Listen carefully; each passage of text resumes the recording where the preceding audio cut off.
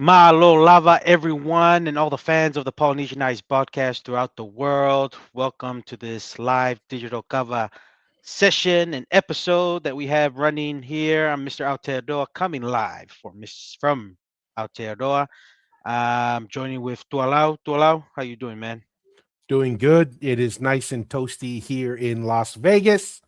At 9 o'clock in the morning, it was 100 degrees. So it's Shoot. nice and toasty. And, it's not too bad. It's not like when we were in Texas, it gets hot here, but the humidity, there's no real humidity.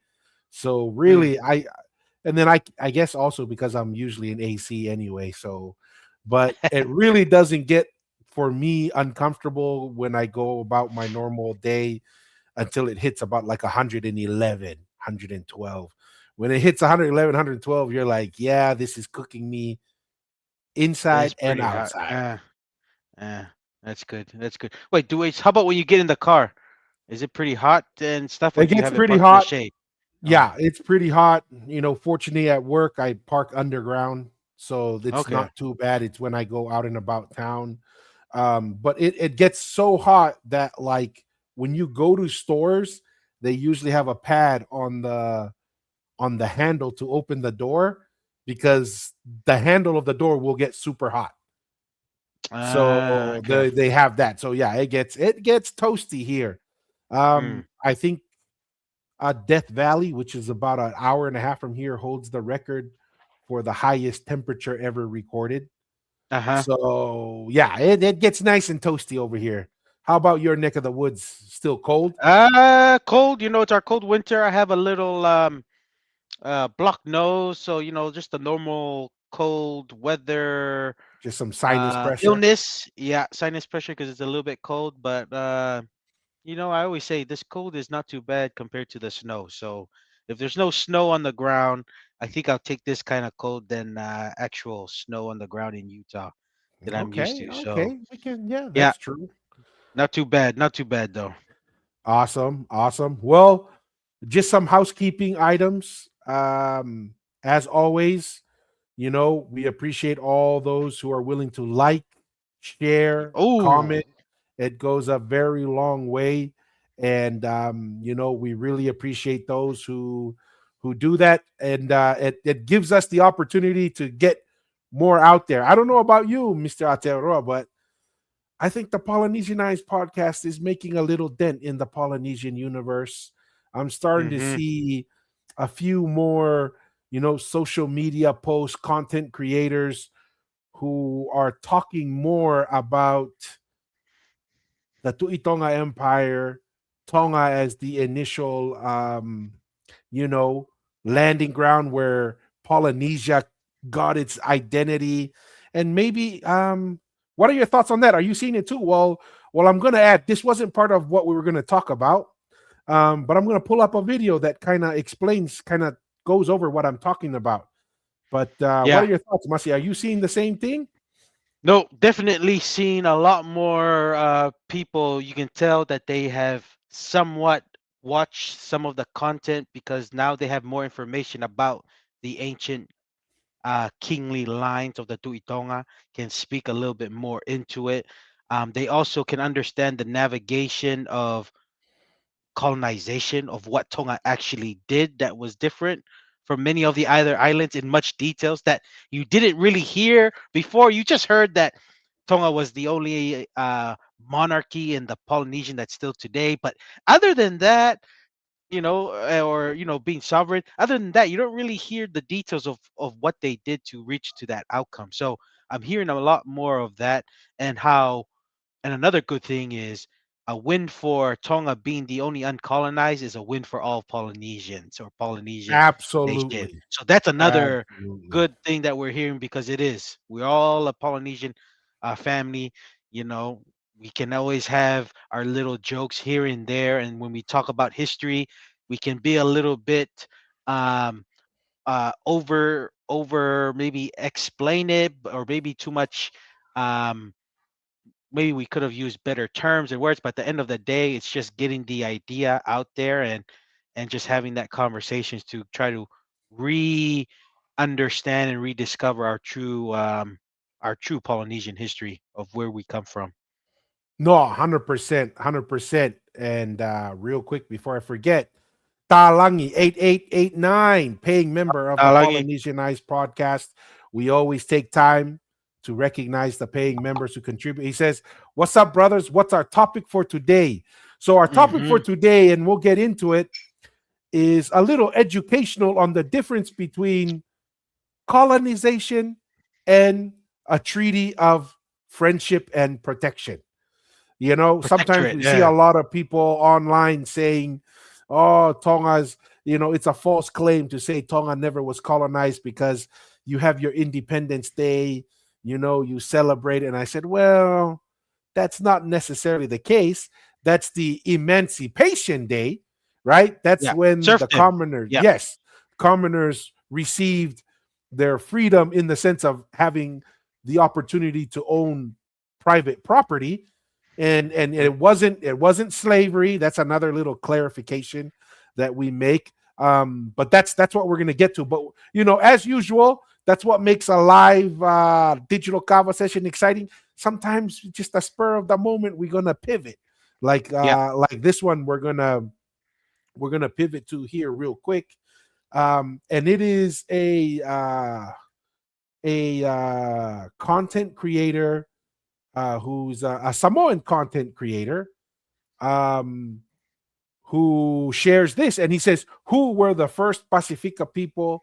And he's going to talk about Polynesians, how it started, and we'll just kind of see what he says. Okay. Let me know if you don't hear the sound, Mr. Aotearoa.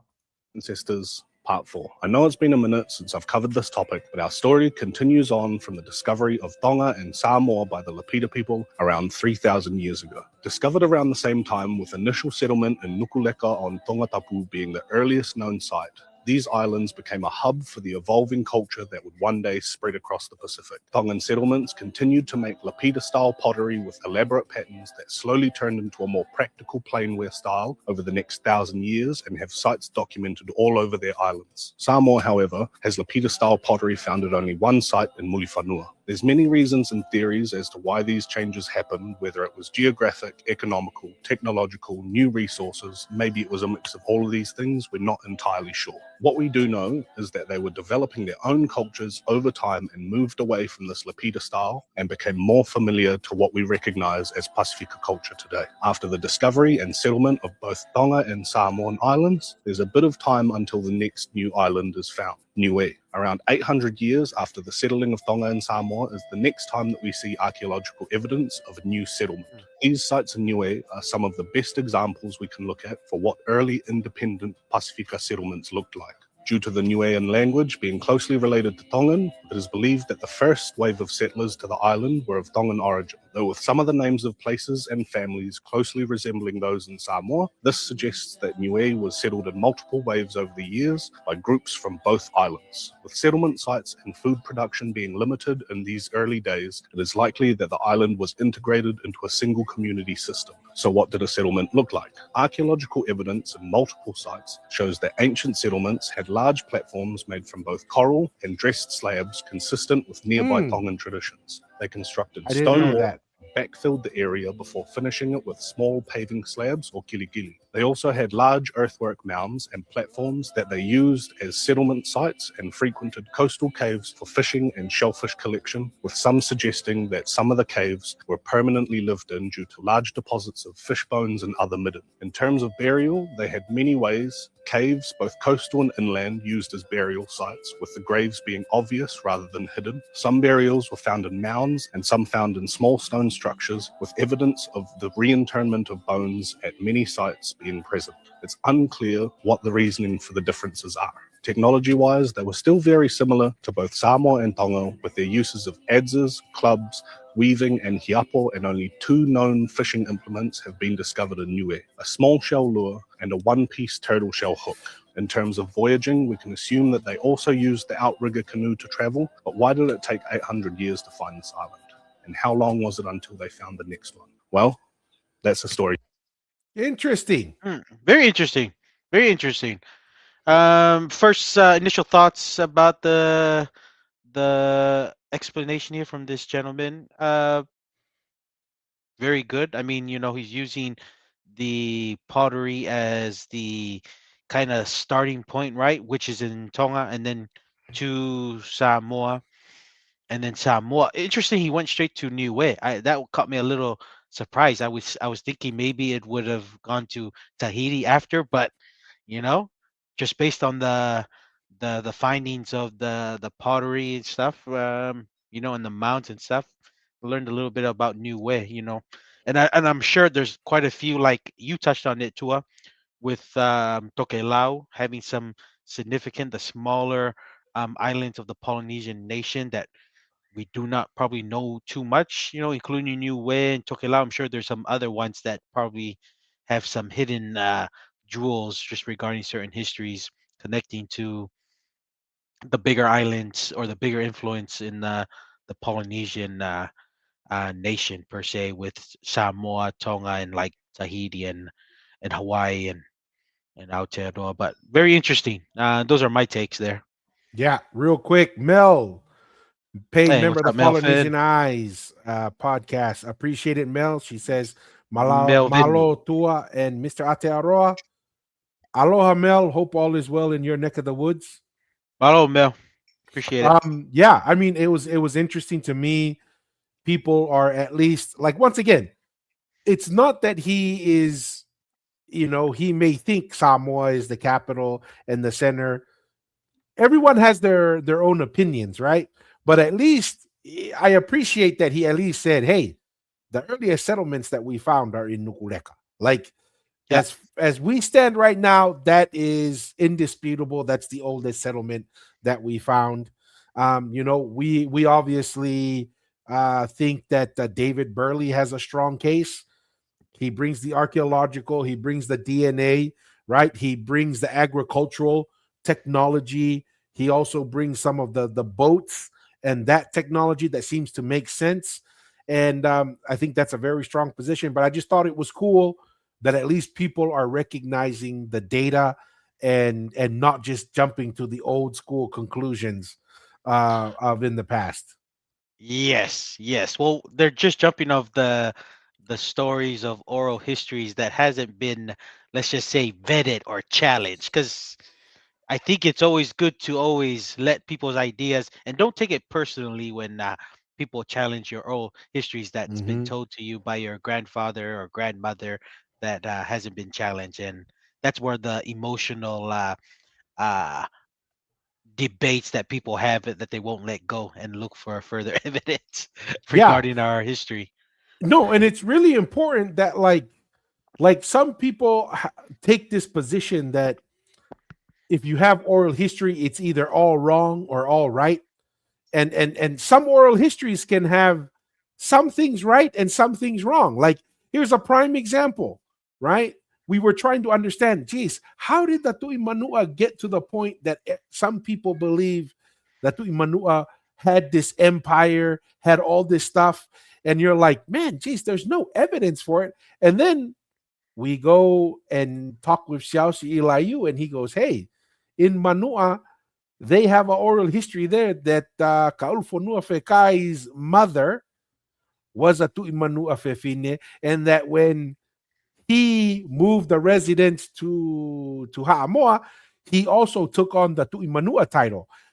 Yeah, Then you can kind of, then I said, okay, then so there is a possibility that the Tu'imanua was over an empire, but it wasn't because of the Tu'imanua. It's just that the Tu'imanua also was the Tu'itonga.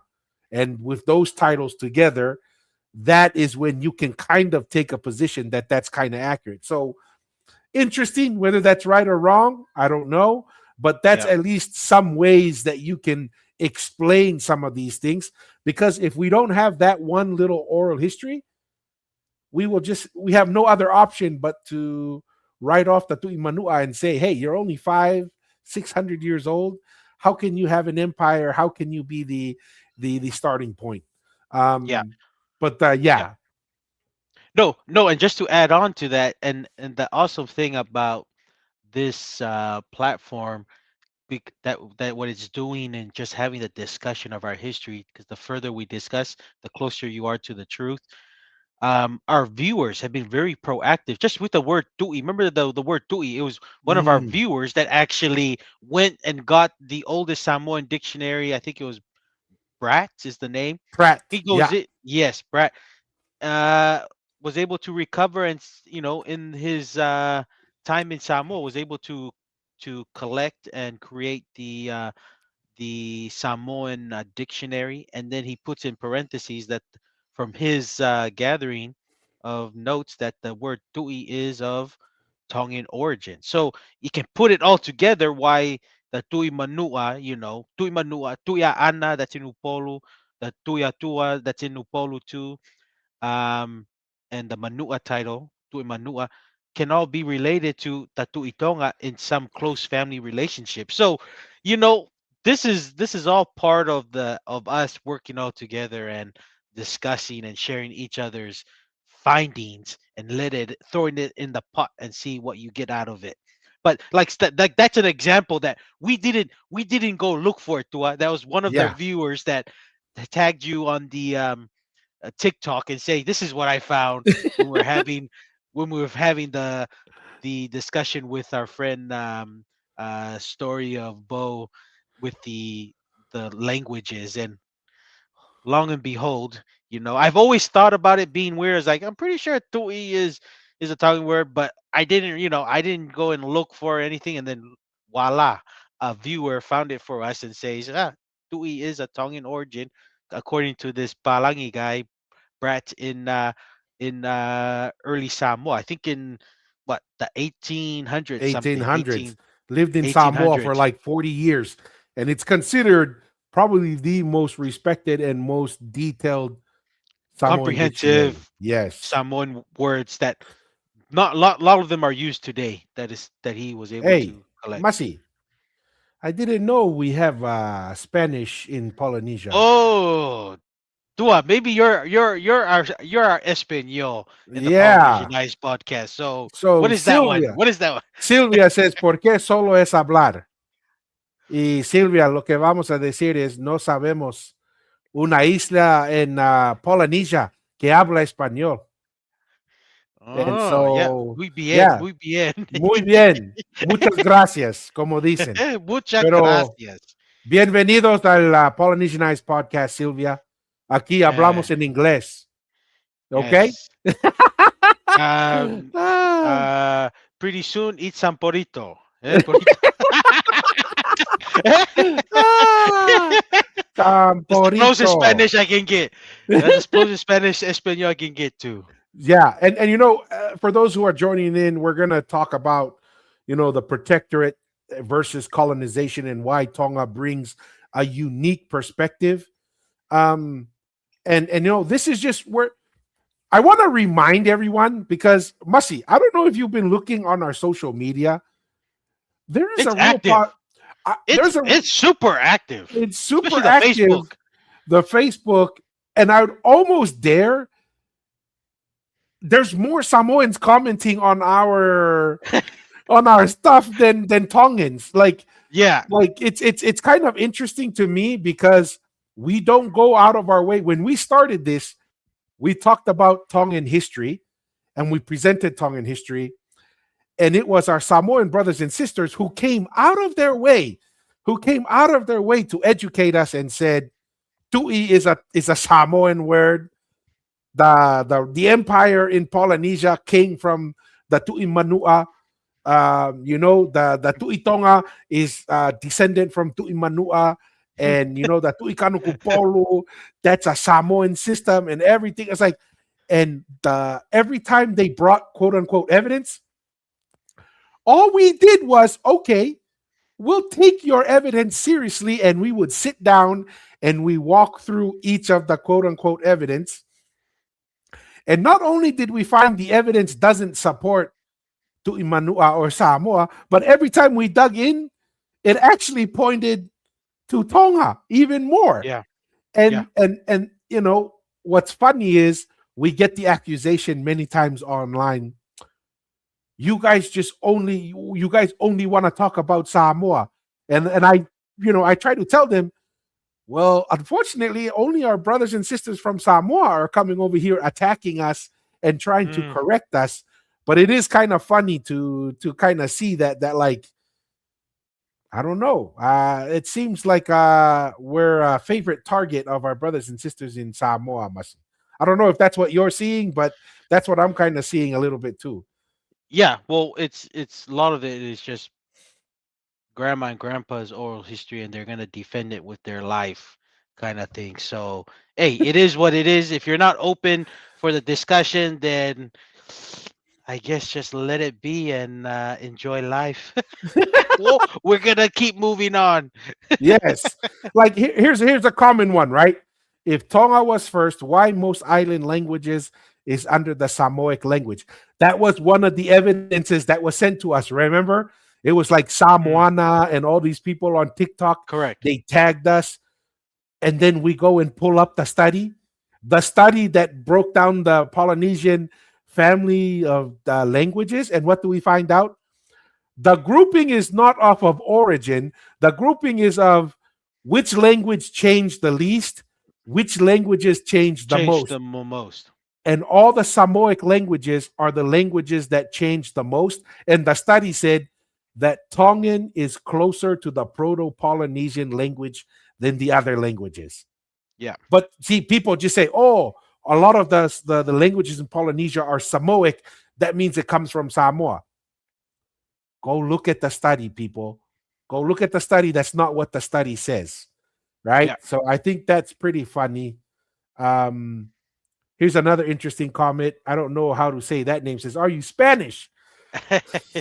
And no, we're not Spanish, but on this podcast, we can facilitate Spanish questions, Spanish conversations. And Mr. Atearoa, I see a handful of our Samoan brothers and sisters in the comments. Why don't you give a proper welcome and hello to our brothers and sisters in Samoan?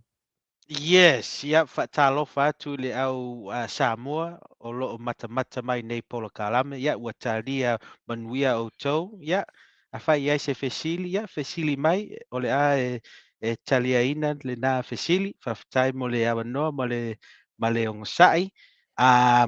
So we can also take Samoan questions just along with Spanish questions to allow. Very happy Maro. to assist all viewers. We're very inclusive like that. Yes, We're very yes. inclusive. Espanol or Samoa questions. We're very inclusive like that. We can we can facilitate we can Yeah. facilitate discussions there.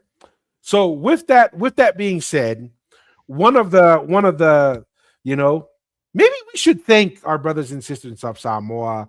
We should thank them because a lot of our content really is driven by answering their their evidence, their concerns, their questions, Yeah. and including tonight, like and this is also from our brothers and sisters from East Polynesia as well.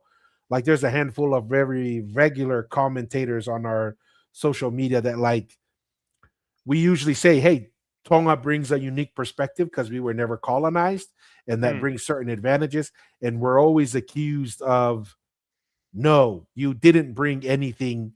You guys were colonized and you actually lost your history. And maybe I'll bring out the specific comments on that. mm. Um, but what are your thoughts on that, Masi? But real quick, read this comment from Mel, our paying member, and then what are your thoughts on Mel's comment and also on the topic of Polynesia? Discussion. Discussion. Yeah. Yes. Well, thank you for the comment, Mel. The question is interesting though. The Tui Tokelau is an idol. Okay. All right. That's Hmm. very interesting, Mel. So the there is a word called tui tokelau, but you're saying it was never a real person. Is that what I'm assuming? It was just like I'm just saying like I'm thinking was it like one of those tiki stuff that like an idol ancestor worship kind of thing? Yeah. That's what I'm thinking. Yeah. So yeah, that could be. I mean, maybe if you could clarify that a little bit more, Mel, and Mm, give us more context on that. But that's interesting. That Tuitakalao is actually an idol. Mm, But yeah, very and interesting. anything else, Mr. Ateroa?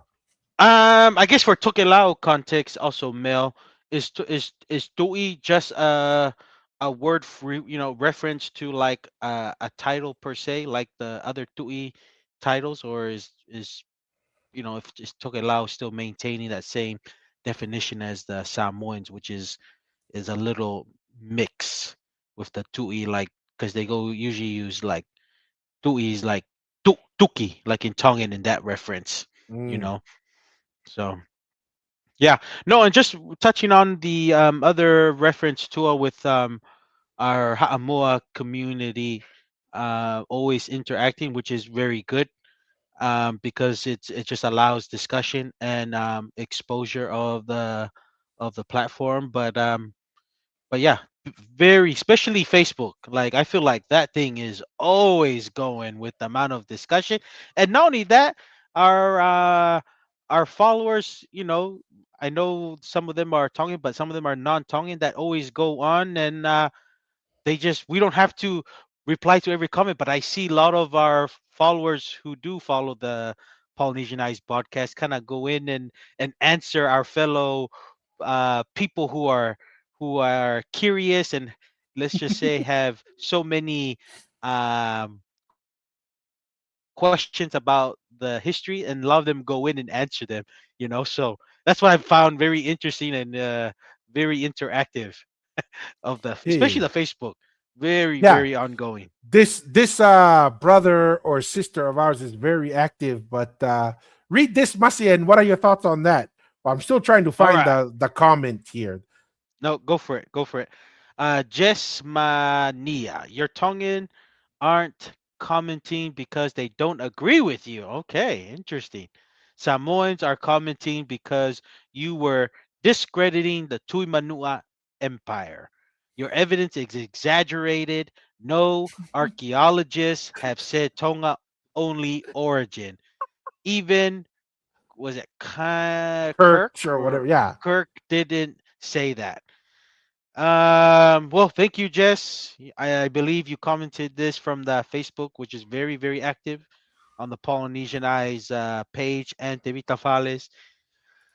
Well, I know there's been a few Tongans that have commented, but a lot of them are. It's little like it's not really discussing history. It's more of like they think we don't know or what we say is incorrect, and we reply back, and it just ends there. It's not like ongoing. And I here's another reason just for you. The reason why many Tongans are probably not commenting is one, they're probably still trying to understand our history, and two is they probably agree with us and we are telling the truth and they leave it as that. So we're just sharing the message on their behalf.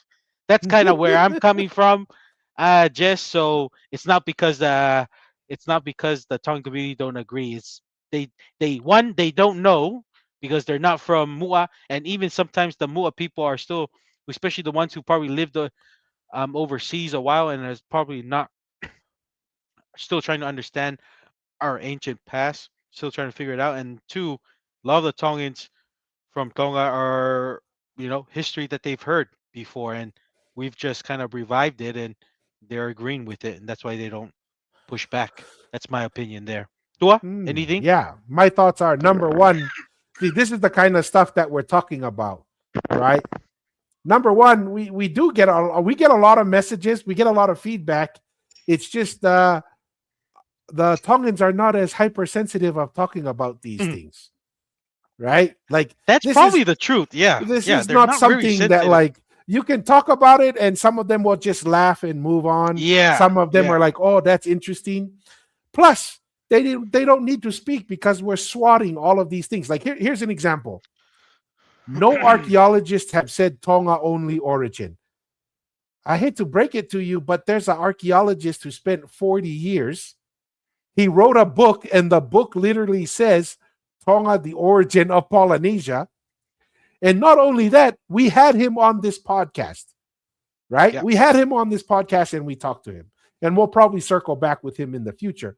So, once again, they say, oh, even Kurt says, didn't say that. Kurt says he says it's either Tonga or Samoa. He says it's one of those two, but he kind of says it's very close. Uh, David Burley says I found the evidence, DNA evidence. I found the agricultural evidence. I found the the uranium thorium dating evidence. He even said the Lapita. Like that map that that brother did. You see how many Lapita sites were all over Tongatapu, and they only have one in Samoa, right? Like the evidence is overwhelming. And here's the other thing: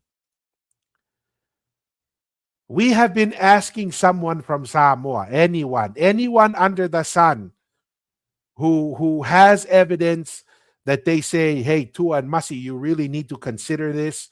This Yeah. is what you need to understand in order to really rethink your position on the Tuimanua and Samoa as the origin and as the center of the capital. Or the birthplace All of yeah, our Polynesian heritage. yeah. Nothing like that. Yeah. Because as much as people don't like it, we have Samoan, we have Fijian, and we have Tongan.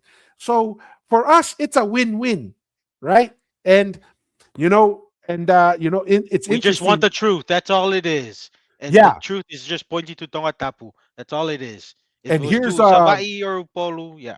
yeah, and here's a couple jewels or future episodes that we're going to talk about, because we even have to correct some of our brothers and sisters in Fiji and Samoa, because we've had this idea of Samoans say Samoa has the pure Polynesian blood. In Tonga, you guys have mixed too much with the Fijians, and that's where what Tongans are. Tongans are the mixture of Samoans and Fijians, and that's how we have Tongans. Then we also have our Fijian brothers and sisters who say, hey, Tonga, you're welcome. You come from Fiji. You guys are Fijians, right? Eh, And what they're going to be sadly disappointed when we talk about the DNA evidence. David Burley, from the bones he found in Talasiu, zero Melanesian yeah, markers, yeah, right? Which he said that the traditional model is the Polynesians, Austronesians came and spent a lot of time in Melanesia, and then they yeah. came Then they into migrated to Polynesia. yeah, And yeah. then Burley is like, so how is it that we're finding Zero. bones that have Yeah, zero Melanesian DNA markers in Tonga thousands of years ago? So that's another interesting thing. Another interesting thing that I have it saved, and we'll have a podcast here in the near future, and then we'll get into our topic. Is there are oral histories in Fiji of stories of when, because they have oral history that when the first Fijians came to Fiji, they were all in one settlement. uh, And guess who they mention in their oral history in that settlement? Tonga. The Tuitonga. Mm, and yeah, and it's a story about three Fijians who go to Tonga to do a competition. They do well for the Tuitonga. And people are gonna say that, like, gosh, the people joke online, Masi, geez, pretty much the Tongans are the ones who discovered the moon, right? Because they're joking because of yeah. all of the evidence we bring to the table. Well, I hate to break it to you guys, but there's a real chance that the Tuitonga is the origin of Fiji water. And let me tell you why. So, and we'll watch the video. These are documentaries that Fijians did. And they went to these villages and interviewed the elders in those villages, right? These are the stories that the academics don't want to talk about. Just like the Pule Malay and the Patonga and the Tuitonga living on the Pule Malay. The academics just want to ignore the oral history. They only want the oral history that gives them the freedom to write history the Yeah. way they like it. But according to some of the elders there were three guys who went, and three of them got gifts. One Uh-huh. guy was gifted a certain area. He was gifted soil. And that Uh-huh. guy brought it back to Fiji. And that place, that part of Fiji where that guy went to, has like super rich soil, grows great things there, right? Uh. The other guy was gifted a freshwater lake. That's the same fresh water that the Fiji water comes Fiji from. water. That's the famous throughout the world. Yeah. Yes. So once again, you guys can say that Tuitonga discovered the moon. No, we didn't discover the moon. We discovered the Fiji water for the Fijians. You can Mm. add that to your accusations. And then this is the interesting one. The third guy was given a rooster. And Mm. you know what this rooster could do?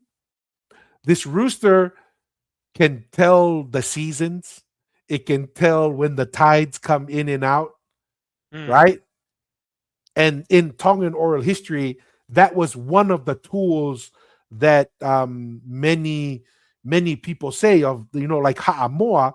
It was a great navigator of the Moa clan that was sent to Samoa to settle in Manua. But one of his tools, one of his many tools as a navigator, was a rooster. Now, how hilarious is that? That Mm. there's a rooster given to Fiji, and there's a rooster given to the Tu'imanua, and it's about telling the seasons, navigating, and using the tides coming in and out. And it was the killing of that rooster that led to a like a dispute that Yeah. caused more people to spread out, right? Hey, this is an interesting observation, Masi. He says this is sounding more and more like Moana, the rooster. Yeah, yeah, no, how hilarious would that be? But I mean, I thought that was interesting. What are your thoughts That is about that, Masi? interesting. And then we'll jump into the slide deck.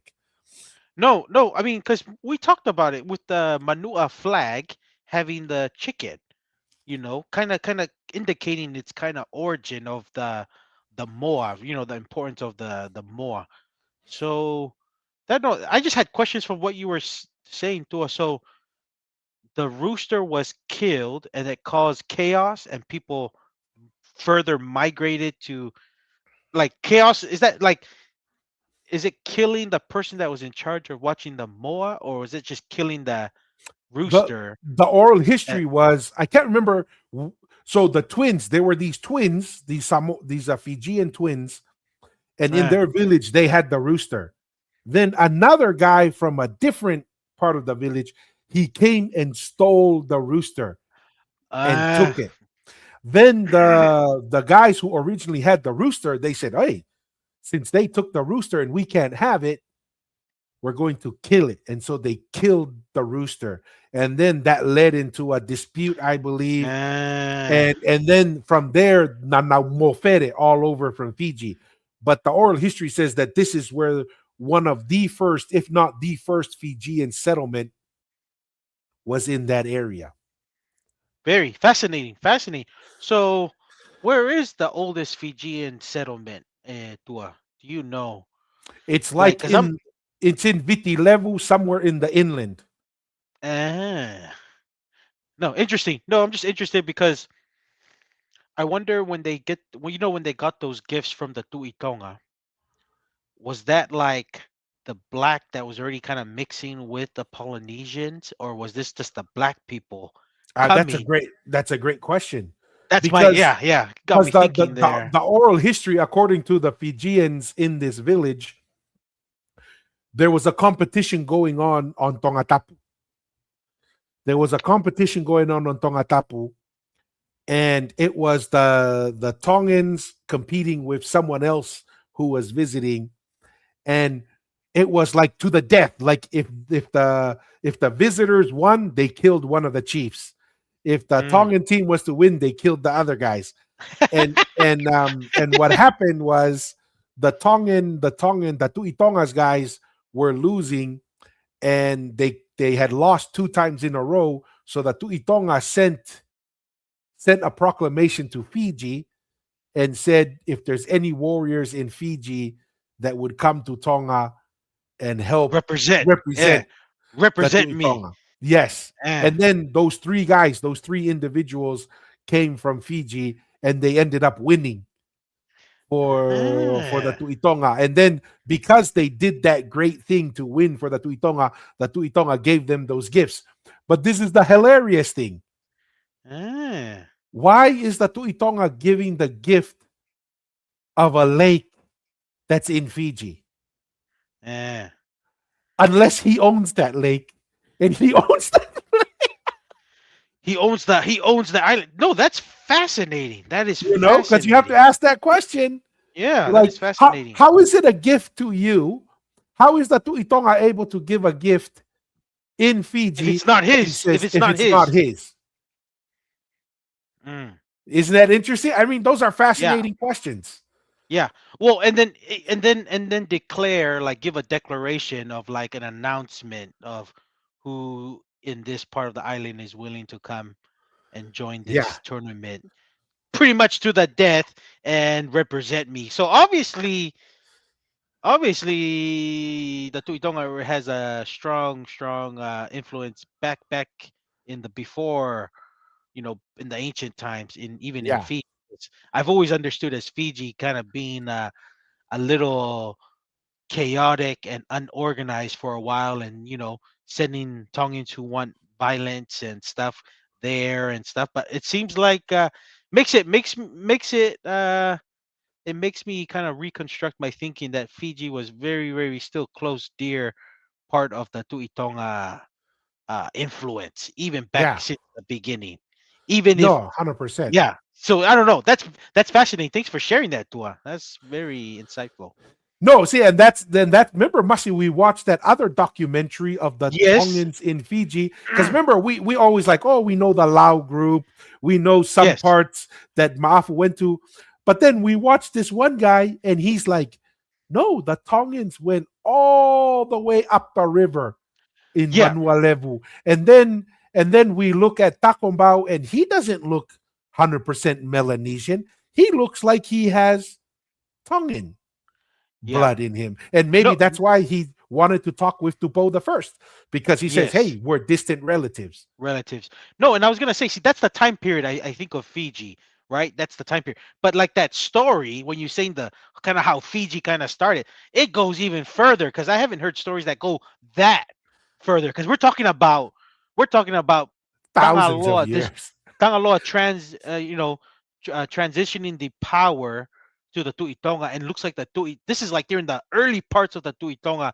still trying to find its foot and how it's gonna project power. And obviously looks like Fiji was still under the realm of its influence. So, like, that's very interesting because I've always held the Fiji history with Tonga kind of in that time period, to like we mentioned with that documentary that we kind of gave our thoughts on. That's the time period I always kind of thought of Fiji. And then anything before that was like, oh, the Tongans would go there and just kind of do Mm, whatever or get resources for trees to build canoes. But hey, seems like they were a lot closer than I thought with that story you shared. yeah. So fascinating. No, no, it is. And so that's on the docket here. We'll walk through there. I found two separate documentaries that mention it. One is from one village's perspective, and then the other one is from they interview a different village and a different group of people. And it's gonna be fascinating. And it's in the interior of the main island of Fiji, so Vanuatu. So Okay. that's an interesting thing right there. So Very, very. okay, all right. Well, I think we didn't think we were going to talk about these things, but looking at the time, we're at 45 minutes. This will be a entire episode on its own when we release it on the official podcast playlist and all the other ones, because this is what makes the live digital kava sessions fun. You never Yeah. know where it's going to go. Yeah. All right. Pivoting now, we're going to go to one of the things that we get told a lot is Tonga was colonized. Tonga was terrible. It lost its culture. I couldn't find the lady's comments, but she's Uh like, huh.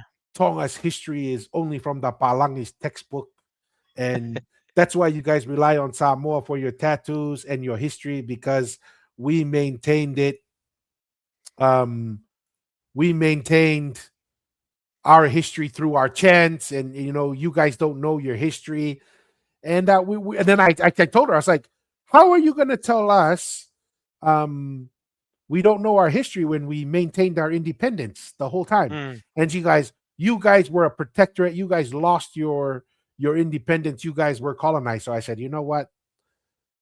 let's Let's do an have episode. let's do an episode. As always, we thank her. Her her name was Moana Sao Sao, and Okay. we nicknamed her Meow Sao Sao. Meow Sao Sao after multiple discussions with her. But I couldn't find the exact stuff online, but we'll jump into it. So that's what Okay. we're gonna talk through today. We're gonna talk through educational for all of us. I learned a few things too through this. And if anyone has any comments, they can educate us as well. This is a live digital kava session, and we Yeah. learn from each other. You want to read the first one, Y- Masi, and I'll do the y- colony. yes, sir. Clear definitions. Protectorate by treaty. A state keeps most internal self government but hands foreign affairs and defense to a stronger power in exchange for protection. It remains a separate legal entity. Colony. A territory under the full or near full control of a foreign power. The colonizing country usually controls both external and internal affairs, land, and resources. Simple analogy. Protectorate, Big Brother handles the neighborhood bullies and foreign dealings, but you still run your own household. Colony, Big Brother moves in, changes the locks, and runs everything. That's pretty clear with the clear Yes. definitions. Yeah. I mean, my thoughts are number one, you have to understand the protectorate is a treaty when it's by treaty, Yes. right? Two It's and parties, two two sovereign parties. countries shaking hand and discussing the policy on how it's going to be agreed upon. Yeah. And we're going to see here, this is actually a very desired treaty or relationship, right? Like we're going to learn here, there were multiple Polynesian nations, Pacific nations, who were hoping to have protectorate status, right? And they were asking to have this treaty, but were denied. And those who were into this treaty, all of them got colonized except for one. And we'll talk through that too. And then once again, I love the simple analogy, right? Protectorate, you got bullies in the neighborhood. You get some muscle. The big brother take care of the bullies. Let me take care of my own house, right? Yeah. Let me worry about my culture, what I want to keep, what I don't want to keep, how I want to handle my internal affairs, how if I want to adopt Christianity or what practices that we want to ban or whatever. But it's totally a self-governed sovereign decision of that nation. On the Mm, other hand, when you look at colony, that's very different. Big brother moves in, he changes the locks, means he decides who comes in, who comes out. He says and runs everything. He tells you what to believe, he tells you when to believe it, and he tells you how to behave and when to behave. But I don't know anything to add much. I think this is yeah. a very simple understanding here. uh, yeah. No, I was thinking of another analogy. So a pet, a protectorate analogy to me is if I got beef with my neighborhood or neighbors, I'll go hire a hitman to take care of them while I can stay home and take care of the daily duties of the family, making sure that the kids and everybody go to school, and the wife is all good, the grandparents are having food and getting their morning tea, Comfortable. right? Yes, comfortable. What happens with the colony is I have to go fight the external fight. So I'm out and about, leaving the home base to go and take care of some errands with beef that I have with my neighborhood, while the whole inside of the family is chaotic when you have the kids not coming back from whatever they're supposed to do from practice or school, and the wife is doing whatever, and the grandparents haven't been eating their food because no one is taking care of them, and it caused chaotic, and then you allow your other neighbors to come in and run your household. That's what I'm seeing with that. That's my analogy of the protectorate and the colony definition in my Yeah. personal view. No, 100%, Masi. And wasn't you who was telling me that you spoke to some people in Samoa that like you would have to change your name just to get certain products or access? Like, kind of give some context Yes. like that. Like, this is when you get colonized. This is not a small little. Oh, we kept our chant and our culture and everything. No, like it tells you what language you can speak, what name, but kind Yep. of share what you've heard from people who are familiar with what it was like when Samoa was under a colony of a foreign Yeah. power. Yeah. No. And many of their Samoan viewers that have grandparents that are in their 80s and 90s, you ask them if they live, especially if they grew up in Samoa in those times, and especially if they were full Samoan and not mixed. If you were mixed, you had a good Ah, life because you could go to school and and you can exchange and buy goods. If you were a full Samoan in that time, you were restricted to certain goods. You couldn't get like certain goods because you were full Samoan, and two, you couldn't go to school because mm, you were full Samoan. So that's how bad it was during the German and the British of running your country, and that's not like uh, a thing that only happened in Samoa, but it happened throughout every country that gets conquered by a foreign power. They establish the rules, and you abide by them, or you get killed, or you move, or you find a way to leave. So, or another thing is you go and breed and you create hafakashis, or you know what I mean? Like that's kind of right. That's kind of how people dealt with the colonial powers of that time. To mm, It's either you kind of join the family and to try to get a better life for your families, or some of them, and that's what thing I think that's part of the reason why the was it decentralized power works for those things, because you can kind of certain villages can kind of just rely on each other and kind of survive the timeline of the colonial power, and maybe not be as affected than others. And then you get places like Pia or close to town that a lot of them a just lot of them totally found dominated. spouses. A lot of them gave their family members to kind of marry colonial power so they can have a better life, unfortunately, if they liked it or not, because they were oppressed or they Yeah. wanted to get certain access. So yeah, So that's my thoughts there. I have a question, Masi. Is that why the second to last to Imanua was what, Charlotte Young or something Pro- like that? Probably. I mean, I'm just saying, like, right? That's part of the whole getting colonized. I'm just trying to let just share what people were. That's how bad it is when. I mean, we speak it like it's easy and stuff, but when you're oppressed and stuff, and that you can't fight them. That's one thing. Mhm. You can't abandon your home that all you've known is your village, or the home you or the island you kind of grew up on your entire life. So what's the third option? You tell one of your kids or whatever, here, go with a sailor here or whatever, or the soldier here of the colonial power. You create a family, and you get better access to certain goods because now you're kind of part of the colonial family. I mean, that's what it is. I mean, it's the same. What did the Tuitonga, right? People get married to the Tuitonga because the closer you can get access to them, you probably Yeah, get that's the better. power and influence. That's the part you get the knowledge of, maybe better access to knowledge of navigating more of the Polynesian nation. Two, you probably get military backup from the probably the biggest family tribe in all of Polynesia, the Tuitonga. And three, you probably get better access to food and soil if you were a hurricane was going to hit you. I mean, that's what I'm trying to share. It's the same. That's what it's the reason why the Central Power of Tongatapu was able to survive.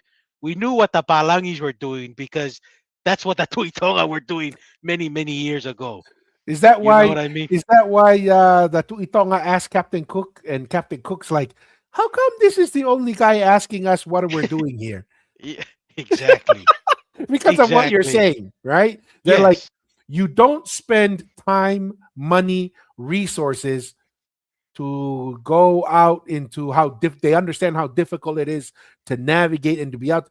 You don't do that just for recreation, Yes. right? You're Yeah. doing that for a purpose.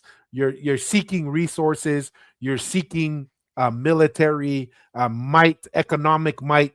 There's a reason why you're out there. You're not just out there out of the kindness of your heart. Yeah. So yeah, okay. Key differences. I'll read this one out. Key differences: sovereignty, protectorate keeps internal control. Colony, largely you lose internal control. Mm. Governance, protectorate, local rulers, government continue at times with oversight. Colony, foreign administration dominates. You are not determining who your leaders are. You are not determining what the rules and the laws are. Very different Mhm. from when you have local rulers. Land and resources, protectorate, local systems are often preserved. Colony, frequent land alienation and extraction, right? You're taking over. Mm. You are one piece of the empire, and your job is to provide resources. And if your only resource is land, that will be taken from you. Mm. Culture and identity, protectorate, indigenous structures more likely to survive. Colony, heavy pressure and change, right? Yeah. I mean, it's a tough, like you were mentioning, Masi, it's a tough place to maintain your culture during colonization. It's almost impossible. How it ends, protectorate can lead to restored foreign affairs control. Colony, often long term incorporation until decolonization. So, Mhm. really, when you become a colony, your only chance is when decolonization happens. And you're at the mercy of the Western power. Decolonization, if the West did not choose to allow decolonization, decolonization would never happen, right? You're at the mercy of the West. But any thoughts to Yeah. add to this one? Um. No. No. I think the big one that kind of stood out, which that Tonga was really looking because of and I've heard other kind of the historians and people just online just trying to wanting to understand how Tonga navigated the colonization process, that land and resources, because you are without land, you are nothing, and that's not only a Polynesian thing, that is a white, Mm. Asian, that is a huge. That's all races. That Human if you have beings no do that. land, human being, you have no land, you're nothing, and because of that, let's just say what I'm pretty sure it was a tour of Tupola first to Australia and New Zealand and seeing the people in a, let's just say, In degrading Australia. In state in Australia. Australia. Yeah, in Australia, in a degrading state because they had no land. I think that was a big emphasis on Tonga focusing and making sure when they did this protectorate state that the land would always stay with Tongans because then you have value. You have no value as a human being without land, unfortunately, And here's the important in thing, this world. Masi. Yeah. No, 100%, because you bring up a good point. Land control means identity control, right? Mm, And I really learned this from something you said, Masi, and it's always stuck out to me. This is why democracies are dangerous for indigenous people, mm, right?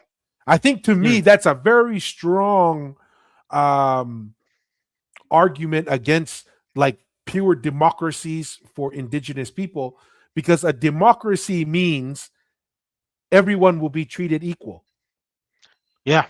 And when that's the case, just look at Fiji. It's happening all over.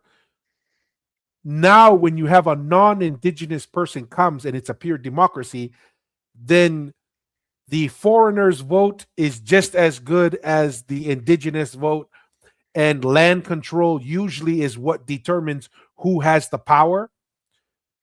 Once you become democratic, then anyone can own the land. And once anyone can own the land, then the indigenous identity is at risk Lost. of being lost.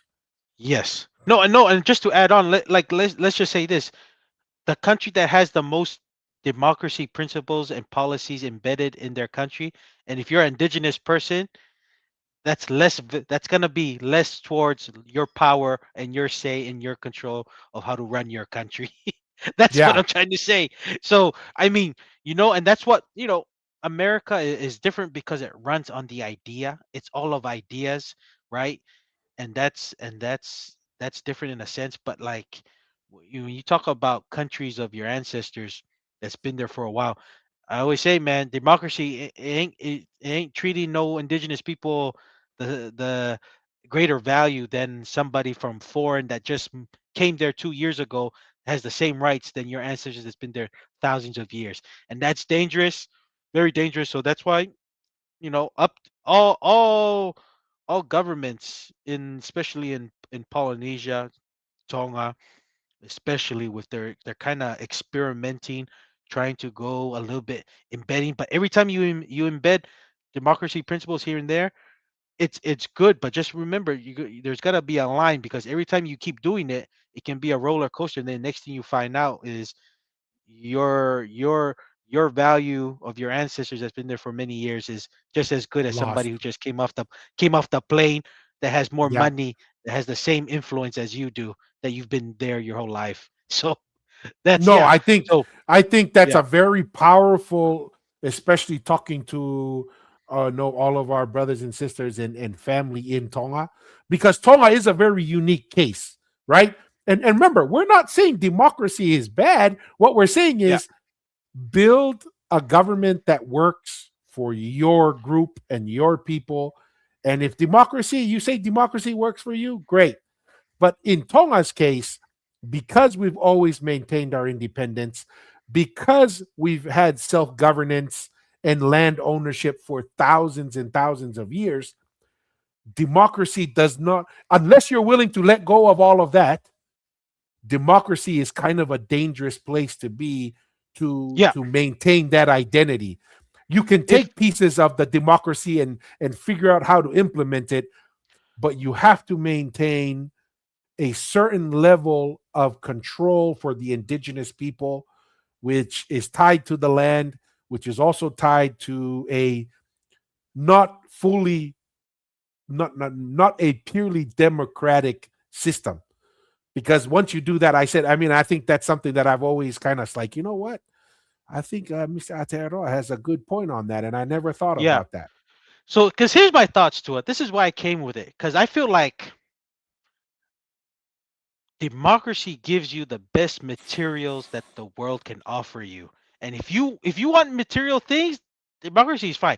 But if you become too materialistic, you can lose yourself on where you come from. You can lose yourself where what is actually more important spiritually. Because there's a lot of spiritual, because people can indulge and get carried away, and that's fine. And democracy give you that. But is it fine when you have other people that your family's been buried at, and they treat it like a hotel and a golf course? Is that really more important? You sold it off for Mm, that, just for people to do whatever they want on your, like, those are the things that we've got to be careful. But in democracy, it's very transactional, and our society is a very transactional society. And sometimes you can, get caught up in that. But if you treat everything as transactional, your family land and everything that you think you value is a transactional, as somebody who wants to buy it for a right price. yeah, who just showed up yesterday Yeah, and can just take over land and resources that's been in your family for 1,000 years. yeah, yeah. But That's that's that's my thoughts. democracy. But that's Yes, democracy. That's how it works. You can't complain. Once yeah, you pick democracy, you have to understand what you're agreeing to. Hey, yeah, Masi, I have a comment I want to read for you because I'm seeing it very common. And it says, Jess, I was thinking that too because it has nothing to do with other Polynesian as a whole. It's only promoting Tonga for Tonga.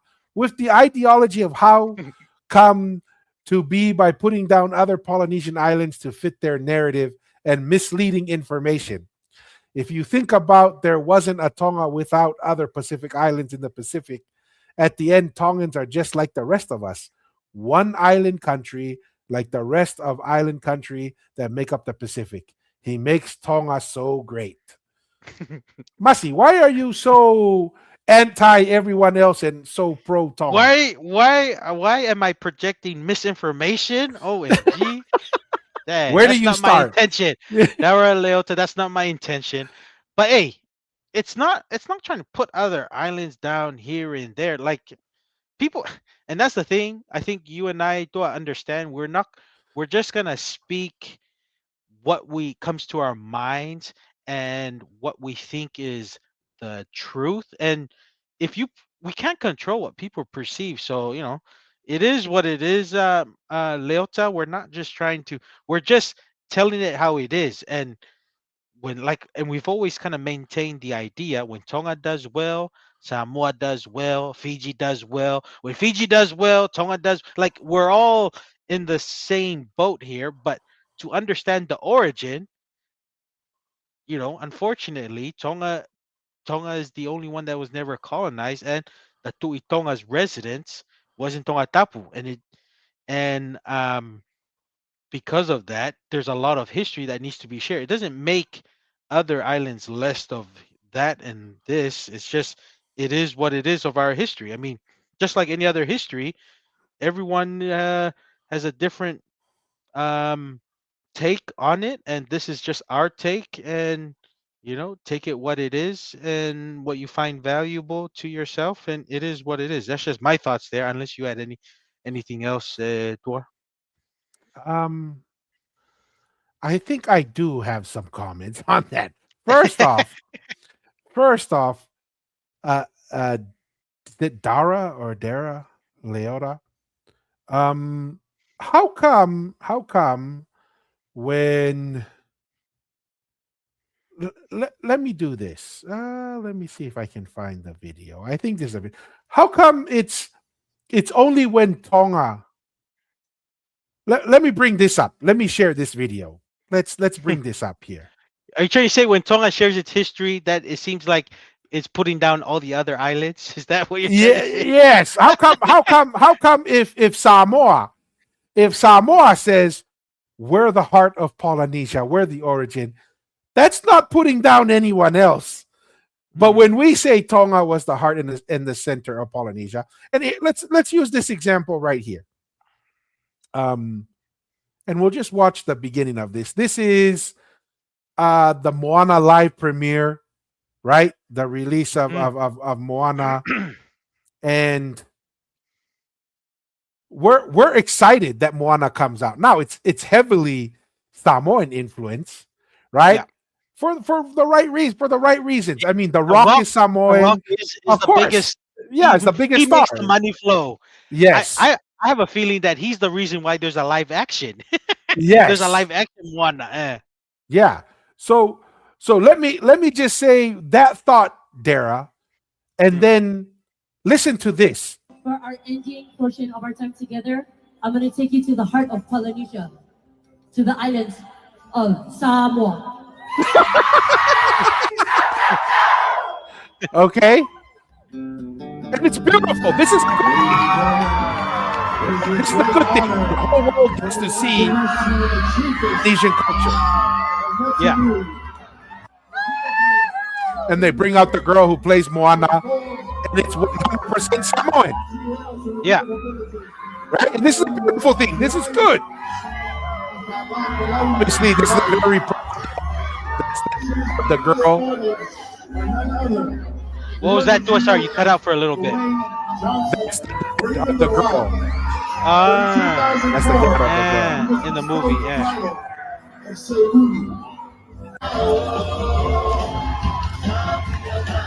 Okay, so Yeah. let me take the position that Dara Leota and multiple people on Facebook take. Right. So this is not me. Imagine I am taking their position. Why does Samoa have to put down everybody else in the Pacific and Polynesia? Don't they know they're just like us? Why does Samoa have to dominate Moana, right? Why do they have to go on stage and say, I'm going to take you to the heart of Polynesia, Samoa? No, it's the cardinal direction to us because it's in the middle, and the middle has to be the heart that pumps the Ah, vessels to all of oh, the islands. to the That's why rest. it's the heart, Oh, the cardinal okay. direction. But still, why you have to be the heart? Why can't that is the heart more important than everyone else? Why couldn't Samoa be the ear or the nose or something worse The heart is more important than the brain in the to us. brain? Okay. Now look, that's one way to look at it, right? Yeah. Just like that's one way to look at what we're talking about and how we say things, right? Or you can say, like when I saw that, was I in any instance like, I'm so angry, these Samoans think? I was like, no. I was Yeah. like, dude, this is good. This is a win for all of Polynesia, Yes. right? Yes. This is a win for all of Polynesia. This is a good thing. This is not a bad thing. And I love it. I'll promote it. I hope it does well, even though it looks like it's going to lose over $100 million, and it's not going to do well financially. But you know what? I don't care. Polynesian culture was put on the map. We win. Disney loses because they're going to lose at least $100 million. But Polynesia wins, and Polynesia Mm. means Tonga wins, means Samoa wins. I'm happy for the Samoans. This is something that is good for them. It's good for us. Yeah. No, interesting, Dua, that you said that it's losing money because I did go and watch it this past, actually this week, Wednesday. Man, the theater wasn't full. So I was a little, I told my wife after we watched it, I was like, I'm surprised that it wasn't as full as I thought it would because it was, it's just released, but dang, that's interesting. Are people just maybe the first what people are just not that fascinated with the live action compared to the animation? What's No, your I read a few things, and a lot of it is just maybe poor timing by Disney. Some Hmm. people think it was way too soon from Moana 2, right? Moana 2 Ah, just came out. Then they also said there's like two other movies like Minions and one other Disney movie or family movie that's out there. So you're going to compete against those two or three movies that are doing relatively well. So it's a combination because the Moana brand is actually a strong brand. It's one of the most popular brands, but a lot of mm, people are saying it was bad timing, okay, interesting. Yeah, I possibly. was just curious. I was curious on that because when you brought that up, I was like, dude, yeah, that remember. I remember thinking, I was like, dang, it wasn't that full when I went to go watch it. I was like, I was Yeah. a little shocked. Yeah, and then a lot of people are saying it's almost like a carbon copy of the first Moana movie, like the storyline, like the shots, the angles, the songs. Yeah, Some people are like, you could have done it a little bit different. Personally, I don't care, right? yeah, But yeah, but like here, real quick before we go too far, we always yeah. want to say thank you to our paying members, Tevita Oh, or Tevita. Foki. He says Fijians Hello. were there during the time of the Tuitonga and Maufanga. No, Ah, 100%. Appreciate that. And Devita, we're excited for your podcast that's coming up. We're yes. looking forward to Tevita it. Toy Folk. No, that's interesting. No, like what Tevita mentioned too. I just like I mentioned earlier. I kind of put the Fijian encounter a little bit earlier, but looks like there's a lot of I kind of put the Fiji encounter like more of the Tui Hatagalawa timeline and Mm, going forward. Nothing. I didn't think it went past or went before that, but it looks like our Fiji islands was there for the beginning, and Maufanga seems to be the place. So yeah, yeah. malo tevita toifoki. Appreciate it. No, and here's Tauti Awate Jenny. Why can't Samoa be the heart? Is what she's saying. We don't say Samoa can't be the heart, Jenny. And for every Samoan, it should be the heart, right? Mm, Like for every Samoan, it should be the heart. But when we go from the subjective, it should be the heart to every Samoan. When you zoom out and you ask the questions, Where was the centralized power? Where was the civilization? Oldest Uh, settlement of all that Polynesians. where was the capital? Where is all these things that says, and as far as we stand right now, where was the original, founders of the Polynesian civilization? The data is pretty overwhelming that it's not Samoa. That's Yeah. what we're saying. We're not saying it can't be, but we're just saying, people coming and saying we're like this, we're like that. We're like, no, like we can't control how you react to Yeah. our content, and in many ways your reaction to our content may reflect more about you than it does about us, Yeah. because we're Samoan, we're Tongan, we're Fijian. We're just saying the data says Tonga, and it's almost undeniable from our perspective. And you know what? We have an open door policy. Anyone who wants to come and Yes. talk to us, we are more than willing to have that conversation. But unfortunately, so far, we've only had crickets, and no one has wanted to come and join us. Anything on that, Masi, before we go back to the slide deck? No, just to add like what you were saying with Jenny's question, what makes us right what makes Polynesian like different than any other race, other than our being hospitable and all of that kind of stuff. But the number one thing is our knowledge and navigation, and the navigation ruin is in Tongatapu. Like Yeah, that's the heart. That's really, because if you think about it, the heart is the one that pumps it to the other vessels of the veins to kind of bring alive the other islands. And without that knowledge, the yeah. ruin of The the navigation Ha'amonga, is key. Maui, that it's nowhere else in Polynesia or even in East Asia. The only places in the Americas and in Tongatapu. So that to me that's the biggest one. Just to add like the other statements you shared to us. But yeah, Yeah, that's what makes that's our contribution. We're the master navigators in compared to any other race in the world. It's because of yes. the navigational knowledge we And have. and when it gets to the extent, like Masi is 100% correct. We cannot over exaggerate the significance of the Ha'amonga.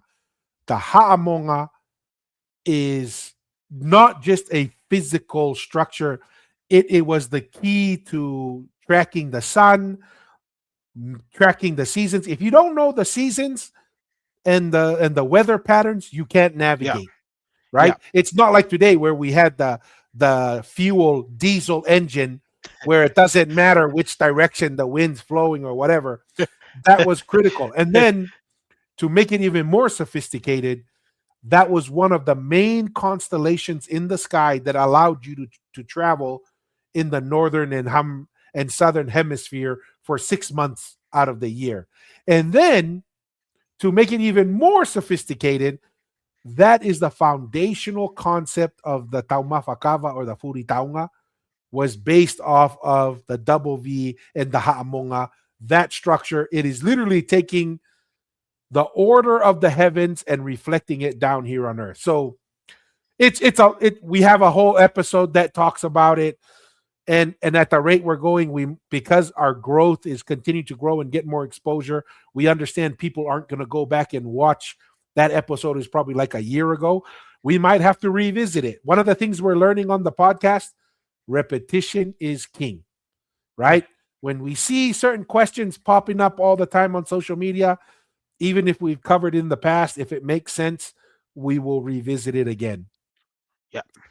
All right, let's come back to our deck here. Next slide. And I think we've next touched on slide. that, huh? All right, Yes. I'll read this one. Tonga's unique success story. 18 May 1900. Treaty of Friendship and Protection with Britain. Britain took control of foreign affairs and defense. Tonga kept its king. 1875 Constitution, internal laws, traditional land system, and cultural control. Key outcome: Tonga was never formally colonized, the only Pacific island nation with this distinction. 1970 New Treaty. Tonga regained full external sovereignty and joined the Commonwealth as an independent nation. Why it worked?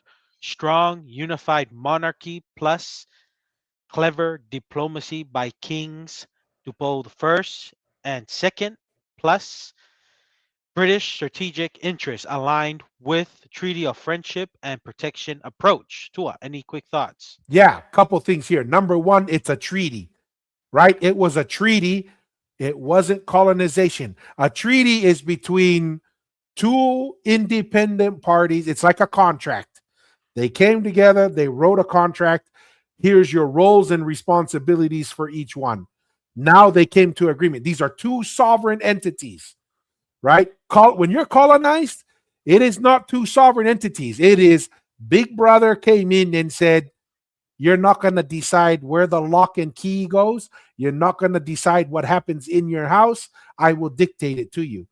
The other thing that I learned, this is why, Uh-huh. one of the benefits of doing the podcast, I didn't realize that the 1970 was a re-signing of a new treaty, right? Mm, Which further strengthens the idea that the protectorate was a treaty of two independent sovereign nations. When Tonga came out of the protectorate friendship treaty, it was through another treaty to reset the terms, right? And so once again, Tonga is still in a friendship treaty with Britain, but not a protectorate and friendship treaty. They took out the protection piece and Tonga kept the friendship piece. And actually, in this treaty, it's what allowed Tonga to join the Commonwealth. It gave Tonga the pathway to join the Commonwealth, and that's how Tonga is able to participate in there. The other important thing is the reason why this is important and why we're having this discussion. We were told that Tonga lost control of its culture and history. hmm Yet the biggest benefit of a protectorate position is you control your culture and your history. When you're colonized, you don't have that control. You don't have control over your internal laws. You don't have control over your land system, and you don't have control over your culture. And we talked about it. Some people were forced, you cannot speak Tongan or Yeah, Samoan. You cannot believe in this cultural system. Tonga enforced some of that, but it was self-imposed. It wasn't dictated by a foreign government. Those are kind of my thoughts there, Mr. yeah. Atero. Now, to me, it's just a cool comment. Like, it's pretty cool. Like, what in the 1900s that the monarchy of you're talking about the strongest empire Superpower. of It that was the time, superpower. superpower. Yeah. They controlled.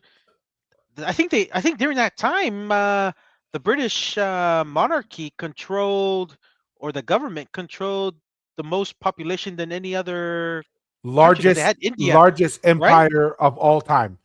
of all The time. saying was the sun never sets on the British Empire because it didn't matter which side of the world, the sun was always shining on the British Empire because it No, was so and big.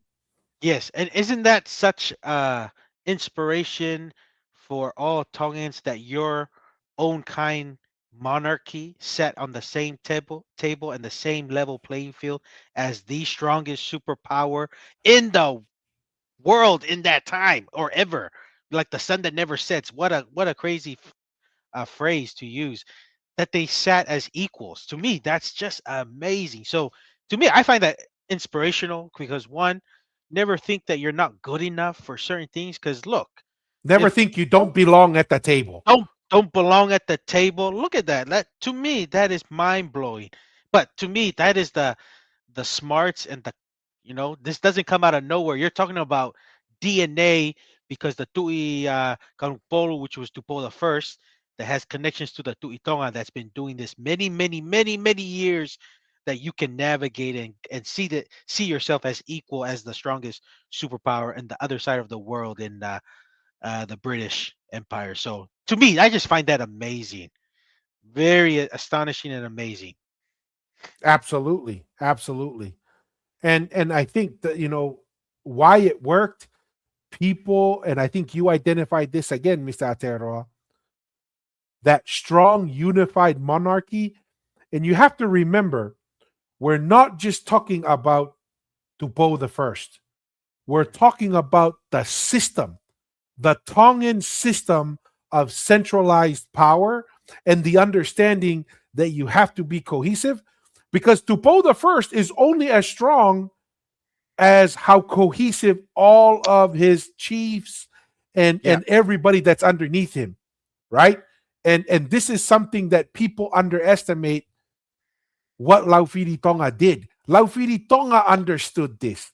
He understood, dude, the only way we're going to survive colonization is Tonga has to be unified, and we cannot have the old Yeah. system.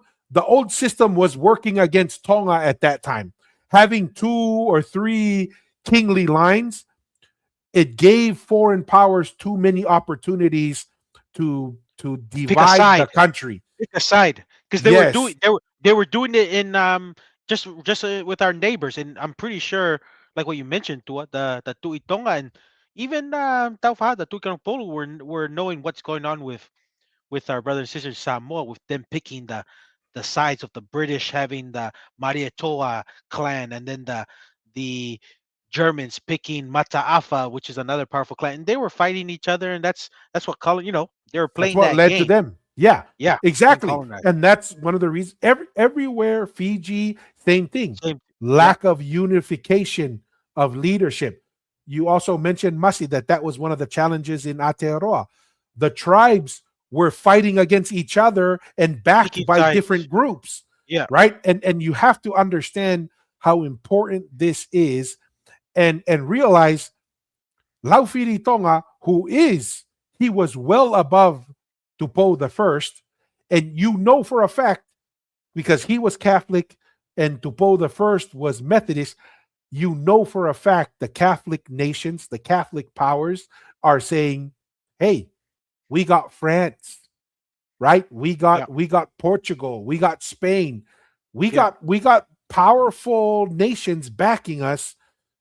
Laufini Tonga, you should be in power, right? Trying to do the same thing of the Marietoa and the Tuimanua, whatever, to fight each other. And what does Laufini Tonga do? No, I'm going to sacrifice the Tuitonga title so that Tupo the First can hopefully unify our country. And then the installment of the Taumafakava so that Tupo the First had a culture. This is the important part. You cannot just have military power and influence. If you only have military power and influence, you end up places like Fiji and other places where it's just a battle, right? mm, You have to have cultural legitimacy. And yeah, and Laufiri Tonga gave that to Tupo the First by giving him the Taumafakava and by instructing the Farefa to set it up correctly, make sure everyone knows that Tuikanukupolu no longer has an Ilo kava. It now has a Taumafa kava that is patterned after the Furi Taunga, which belongs to the Tuitonga. That sends a clear signal to all the other chiefs. Let's get behind Tupo the First. yeah. And it was still tough. It was still tough. Oh yeah, yeah. Self-sacrifice. That's a big deal. Big deal. Yeah. Yeah. All right, next one. I believe it's my turn. It's contrast many others became full colonies. So these are other people who had protectorate status that did Mm, not come out successful on the other end, right? It's the Cook okay. Islands. The Cook Yep. Islands had a protectorate status in 1888, annexed by New Zealand 3 years later, Mm, right? Niue, similar path to New Zealand administration. British New Guinea or Papua, protectorate in 1884, annexed 1888, later an Australian territory. See how short lived these are? yeah, they don't Solomon last long. Islands, yeah. Protectorate 1893, evolved into a colony. Kiribati and Tuvalu protectorate became a full colony. French Polynesia, early protectorates, full French control and annexation. The pattern, what's the typical pattern? Protectorate status was often a stepping stone to fuller colonial rule. Like Yeah. right? Like you were going to protectorate status, it was still in danger of colonization. And there's a big difference of protectorate status and colonization. Those are very different. Any thoughts on this, Mr. Atero? Very interesting. I like this slide because I'm looking like at the dates of how they actually became colonized. I didn't know actually that so many like Cook Islands, Niue, French, Polynesia, which is Tahiti, that had the protectorate status, and obviously, I'm thinking those islands. And the thing is, people need to understand holding like even your internal matters, there's a lot of disputes, but Tonga coming out of that and saying that they still want independent was a very tough thing because I'm telling you during these protectorate status, a lot of this time is you're probably being introduced to a lot of technology from the west. Two, you're probably introduce education in how to write and all of these things, and better access to goods like, I'm sure Western medicine was probably a big deal in those Hmm. days, and even the food. I'm sure they probably brought a lot of. I know they introduced new animals like the cows and horses, but that probably facilitated during those times, made people's lives a lot easier. And I'm just thinking those islands were like saying, "Yeah, let's go to full colonization." No, You there know are what I certain mean? benefits. Yes. Yeah, let's go to full colonization and stuff, and let's enjoy these goods. But Tonga is a lot different. The and like you touch on it, Tua, the cultural identity is our land. That you cannot wave the bread and say, "Come this way off your land and eat this bread while I go stay over there." It probably took a lot of effort and a lot of convincing. Maybe convincing, maybe in certain political disputes and Yeah. maybe some deaths and stuff internally in Tonga, because I'm sure there was some of our fellow Tongans that wanted to be a British colony, and I'm sure that's more of probably family stories that stays within family, and certain other ones that you don't really hear about. But I'm sure that was a lot of going on, and it wasn't easy because our fellow Polynesian branches and the Polynesian nation obviously didn't last long in the protectorate status, and then they wanted the full colonization because of the benefits. That's just me. Yes. Tua, I don't know if I'm missing it out there, but No, yeah. the thing I would add is it is impressive, and this is what makes Tonga's like experience and what they accomplished so impressive, right? Mm, When number one was how long it took to before it had to go to the protectorate status, and we'll talk about why it had to maybe in a little bit. mm, But to defend yourself before you get to protectorate status is very challenging and very difficult, right? Because you have to build a government, you have to build uh, a structure, you have to build yeah, laws, you have to be viewed as legitimate. Now, when you go to protectorate status, the reason why it's basically 100% failure rate except for Tonga is because whose game are you playing when you go to protectorate status? When you go to treaties, this is not a Polynesian game yeah, you're playing now. This is the Westerners' game. This is the yeah, Westerners where they've had hundreds to thousands of years. They like I wouldn't be surprised if Britain thought we're gonna get Tonga to be a yeah, protectorate and we're yeah. They eventually were gonna get close. them. They were Yes, close. Yes. Yeah. right? Because there are terms and you have to have a closer relationship. Mm, You can now understand what's going on in the local levels in detail because you have to be involved. But Tonga was very smart. Tonga was number one, extremely cohesive. But what was the other part? Tonga already had everything written in Tongan, and the government was conducted in Tongan. And yes. so it wasn't as easy for Britain to just come and infiltrate. So, Mm, what I'm trying to say is Tonga beat England in England's game.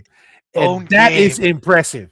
At That its is peak, impressive. at the Yes, British peak of their power. That's amazing. yes, That's right. amazing. And naturally, the reason why we point this out because you don't just sit around and then learn how to be a chess master, right? You don't just sit around, go fishing every day, plant taro every day, and then sit at a chessboard Yeah. and say, "Oh, I can figure out, I understand how to play chess." No, when you're already somewhat familiar with the rules of chess, because you were the center of the Polynesian Empire, because you've been managing a government for thousands of years, and it's not just one person in Tonga, it is a whole slew of nobles and Yeah. of people. The people on Tongatapu, they understood cohesion, they understood structure, they understood government. This is why Tui Halafatai and them were so bored in Tonga, because Tonga was so structured and organized. There wasn't a lot of room to just cause chaos and wars. They would Yeah. have to go to Fiji to go and experience war because there wasn't that cohesive structure. And that's what makes this impressive is Tonga got into this game and was able to manage and play the European game, a new game, so to speak, and they were able to come out victorious. That says a lot. Mm. That says a lot. All right. We ready to go to the next one? Yes, sir. All right. All right. This is Pacific. me. Oh, is that me or you? Okay. Maybe it's This is you. me. Okay. Yep. Read it. Pacific leaders who asked for protection and were denied. Tahiti, 1825, 1839, 1841. Queen Pomare the fourth and chiefs appealed to Britain multiple times. Britain was reluctant, costs and religious tensions. France forced a protectorate in 1842 to 1843 and later annexed.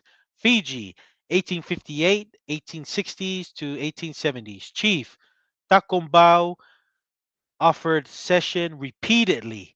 Britain delayed, rejected until 1874 due to cost and policy. Samoa. Chiefs sought British protection and amid civil wars. Britain avoided full commitment, led to tripartite. How would you say that, Dua? Tri, Tripartite. tripartite arrangement, then partition. Yep. Hawaii and others. Diplomatic efforts for protection, some temporary claims rejected by London, eventual annexation by other powers. Common theme Britain often practiced reluctant imperialism until strategic needs or chaos forced action. Interesting. Tua, quick, So quick thoughts. people who try to put down treaty of protection, be very Ah, careful because when you're going through a difficult time, it was kind of seen as a last option to prevent colonization, right? It was a last ditch effort to try and say, can someone recognize me as somewhat as a peer mm, and agree to my terms because it cost money to be a protectorate, and if your country was in chaos and wasn't structured, or you had made too many commitments to a foreign power, England was like, do I want to get into a war over you? Probably yeah, not. You know what I mean? yeah. It had to make sense. And so for people who say, oh, Tonga got a protectorate, hey, don't forget Tahiti, Fiji, Tahiti, Samoa, Hawaii, Fiji, Samoa, Hawaii. multiple people wanted that Yeah, and couldn't get it, right? And couldn't get it sometimes. And so it was either delayed or they went straight into colonization. So the point of this slide is to show, before you make fun of the getting to a treaty of friendship and protectorate, remember that this, depending on your situation, it was the last ditch effort to try and prevent colonization, mm, right? So once again, You don't just sit around and then get protectorate status. You actually have to bring something to the table. You have to bring something to the table. And what did Tonga bring to the table? Tonga brought a unified structure of government, and they had Mhm. an economy, right? Like Yeah, that's one of the things I learned and I didn't realize it. Tonga funded and were the missionaries that spread Christianity throughout Polynesia. we funded the entire Pacific region for the Yes, Wesleyan faith or Methodist yes. faith. And so Tonga brought, as funny as it sounds today, Tonga brought economic influence and stability, right? Compared to other nations. Now, things have changed because a lot of our brothers and sisters on the different islands, they got the investment of the colonizers, right? Their infrastructure gets Yeah, built. They get access to education sooner. They get the ability to go overseas and get resources from overseas. drink And some of their us, nice tea their nice from. tea and coffee cake and everything. And us in Tonga, that was one of the things that we sacrificed because of colonization. We were just trying to stay alive and survive, that we did not get access to the West. We did not get the money of the West to say we need to invest in our colony because it's part of our quote unquote empire. We didn't get that. And so there were certain weaknesses, or at least opportunity costs, that we didn't get because we remained sovereign. We are we had to figure out how to fund ourselves for a very long time. Yeah, yeah. No, and just to add on to like I was just thinking, those like countries like Tahiti, Fiji, Samoa, Hawaii. While they, it's I mean it's just all well, kind of really what happened. They were probably you drink because during that time they were probably getting the nice things of the cakes and the nice biscuits and stuff, while Tonga was probably in the umu having the to'okutu and eating that. But at the same time, it was worth to do it because we were the, our leaders were seeing what was happening around them. It was better to eat the Tongan bread, the to'okutu, but we were able to sleep and do what we wanted in our own land, and that's what we were exchanging, right? To have Yeah. our own sovereignty. Um, Nobody had to come and tell us you had to do X, Y, and Z in order to get access to a resource. You yes, know? and no, and this slide is very interesting. Tua. You know how a lot like Tahiti was, that's very interesting. They're trying to seek another superpower because they were seeing what France was gonna do, and Yes. Britain was not gonna see. And this is the thing, Britain was not, because if they are gonna put a claim in, that means they would have to contend with the French, which is their neighbor, and they were not willing to sacrifice that um, military resources and might to try to contend with that. So they, regarding what they perceived they were going to get from Tahiti Islands, it wasn't worth it. So Yeah. unfortunately, Tahiti, and No, and that's that's what the happened. thing. Yeah, You had to have a legitimate claim. And yeah, and a lot of these, England initially said we don't have a legitimate claim. In yeah, Tonga, we have a legitimate claim because Tonga is a organized, structured, independent nation that is unified. We can, and there's order. We're coming in to protect them, right? yeah, And that kind of solidifies their position a lot better than some of these other nations where it was chaotic. There was no unified leadership. And so it was, well, why does England get to take them? They have no yeah, real legitimate reason to take them. yeah. See, and Yeah. we were very clear on that Fiji one, Takumbao. That's that 1858, 1860s to the 70s. That's when the military, let's just say, campaign of Maafu was happening during Yeah. that time frame. So he was just trying to save his self-interest of political power, and he was better. He was gonna get it with the British. So that's an interesting thing there. We yeah, very familiar with Hawaii. See Hawaii, knowing that it was contending with American influence with the plantation and stuff, and try to get um uh so it was rejected by London, but they were trying to seek protectorate status Mhm. from England. So nah, very interesting, very interesting. Just more things to you know understand the difficulty. So what Tonga was able to come out of, very interesting. All right. The next one. Is this me now? I yes, it's you. Yes. So islands that formed their own governments but were still colonized, right? Yep. Hawaii, unified kingdom under Kamehameha dynasty, plus a constitution overthrown in 1893, annexed by the US in 1898. So it was Yep. first an internal revolution that led to annexation 5 years later. Tahiti, Kingdom of Tahiti, Pomare dynasty monarchy, French protectorate, then full colony, right? Mm-hmm. Fiji, chiefly confederations and unified attempts under Takombau, British became British colony by 1874. Samoa, traditionally chiefly systems and factional governments, partitioned by between Germany and the U.S. Tonga stands out as the major exception that preserved internal sovereignty. Mm. Any thoughts there, Mr. Ateroa? No, I'm just seeing the weaknesses, right? Because Hawaii, I know the reason why Hawaii failed. It's their monarchy made a big mistake on allowing foreigners to have land, and when they Yeah, had land, right, they allowed them influence to. They also allowed. That's another thing that was probably a mistake that the Hawaiian monarchy did. They allowed non-Hawaiian to actually be part of their parliament voting system in their government, which was a bad idea because it was the thing is, right? They already had so many Hawaiian families mixed with these foreigners, so they foreigners. kind of saw, yeah, so they allowed them to kind of fit in, but at the end of the day, most of those, I'm sure there were some Palangis that had good Hawaiian interests, but unfortunately they were the minority.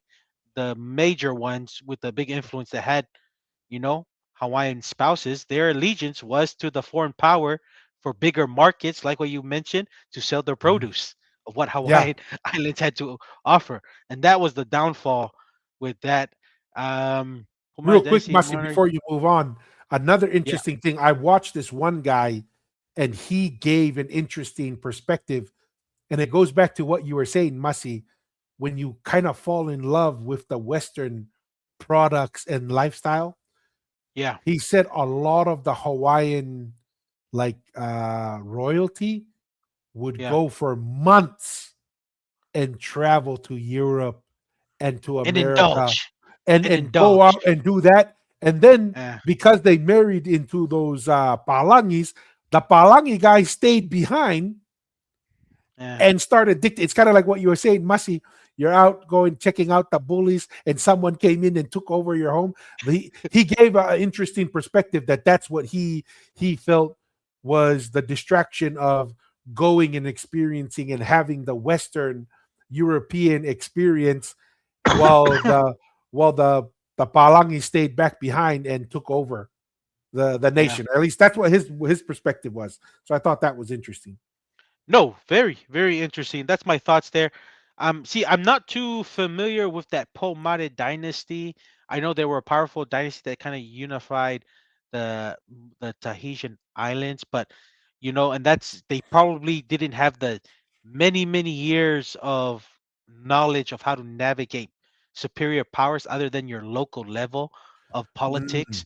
So I'm sure that's what kind of circum the Tahitian islands to the French um, I'm superpower. gonna I'm gonna try and Uh find the video, but huh. that queen, oh, this one. Let me show this video, Masi, to kind Go of for it. give Go for you this is about the Pomare queen, and I didn't know it. this. Assuming this is accurate, she actually went to Tonga and lived in Tonga for a while. Okay. Okay. See the Interesting. true romantic story, the Tahitian queen Pomare the fourth, Yep. right? And it says she had a romantic relationship with a Tongan nobleman. Okay. So it says she was born on February 28th, 1813, at the Tahitian Royal Palace in Tahiti. Her father was King Pomare of Tahiti from 1782 to 1821. And says King Pomare III of Tahiti. When her father died, her younger brother became King Pomare III of Tahiti. In 1822, she married first to King Tapoa II of Taha'a and Bora Bora. They had no children and they divorced. And says King Pomare III of Tahiti from 1820 to 1827. When her younger brother, King Pomare III, died of influenza epidemic in 1927 without a legitimate heir, she became Queen Pomare IV of Tahiti at the age Mm, of 14 years old. So very interesting. young queen. In 1830, it was said at the age of 17 years old, she visited the Kingdom of Tonga. She performed her government duties and to signed an allegiance between the Kingdom of Tahiti and the Kingdom of Tonga, Interesting. Yeah. right? Just like Ma'afu was trying to do the same thing Yeah. with Fiji, with Tonga, and Tupou Eastern the Fiji. First. It Yeah. looks like Tahiti was trying to do a similar thing too, because everybody was recognizing probably Tonga stability and influence and relationships, trying to be in an alliance, and part of Tonga was probably a positive thing, viewed as a positive Yeah. thing. Says during her stay, she was considered to be a potential bride to the king of Tonga. Mm, Instead, she fell in love with a Tongan nobleman. It said the Tongan nobleman fell in love with. Who is it? And says his name is Honorable Inoke Fotu. Is it Veikune? okay. Veikune from the Tongan Yeah. royal noble of the House of Veikune. The Tongan noble House of Veikune is a Tongan royal clan branch of the Tu'ihatakalaua dynasty of Tonga. Mm, This is an okay. interesting story that just came to mind Yeah. when you were bringing Yeah. up. And then let's just try and fit it. Forgetting her government duties, she spent most of her time with Honorable Inoke and fell pregnant to him after she gave birth to her son, Semi Mm, Oehau in 1830. She was called back to Tahiti. She returned to her home and began her long reign as Queen of Tahiti. Kingdom of Tahiti, right there, obviously. Her son was left behind to be raised up in Tonga by her lover's family, and she never visited Tonga again. In 1832, she married for the second time to her first cousin, Tenania Arifi Faiate, a hero, and they had 10 children. She would continue to fight to keep her Tahitian kingdom independent from France due to British intervention. Due to her threats from the French Imperial, she tried she tried to sign the Kingdom of Tahiti as a British protectorate, right? Just like we were yeah. talking about, by appealing to Queen Victoria, but was unsuccessful. Instead of the Kingdom of Tahiti becoming a French protected state after Tahiti lost the war to them. She knew without British protection, the end of her kingdom would not last long under her son. See, Mm, they were trying to get protectorate status because it was a last ditch resort. yeah. Yeah. Says King Pomare of Tahiti, the last monarch.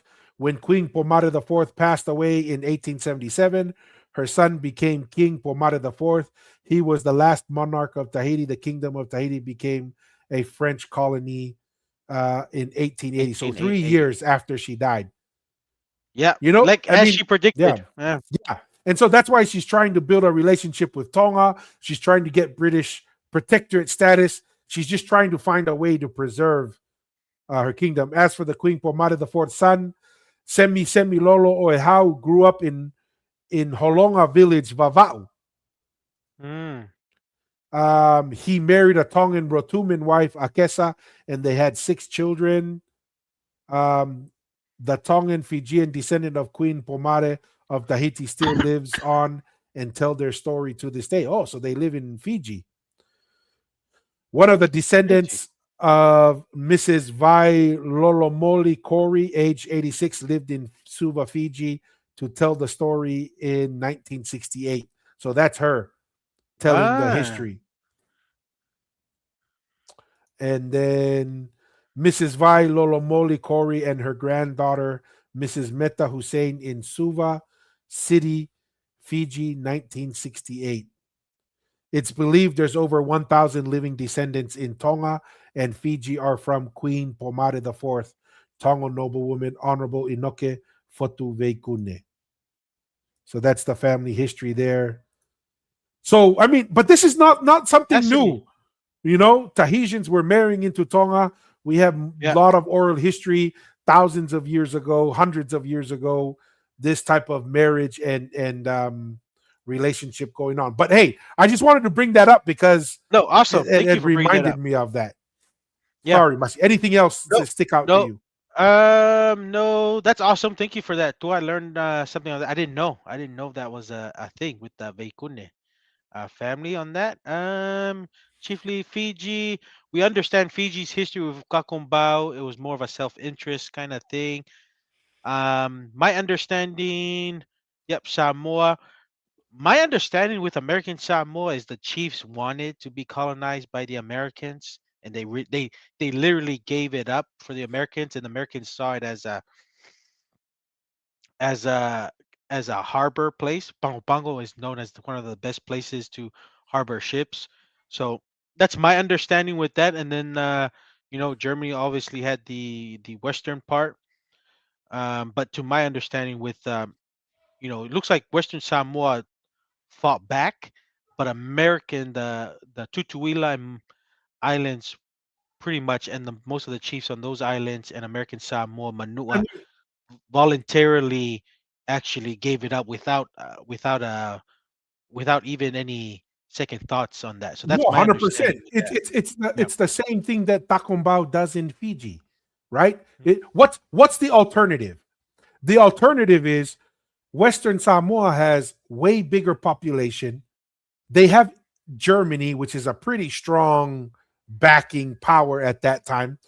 If you're the Tutuila and Manua Islands, what are your options?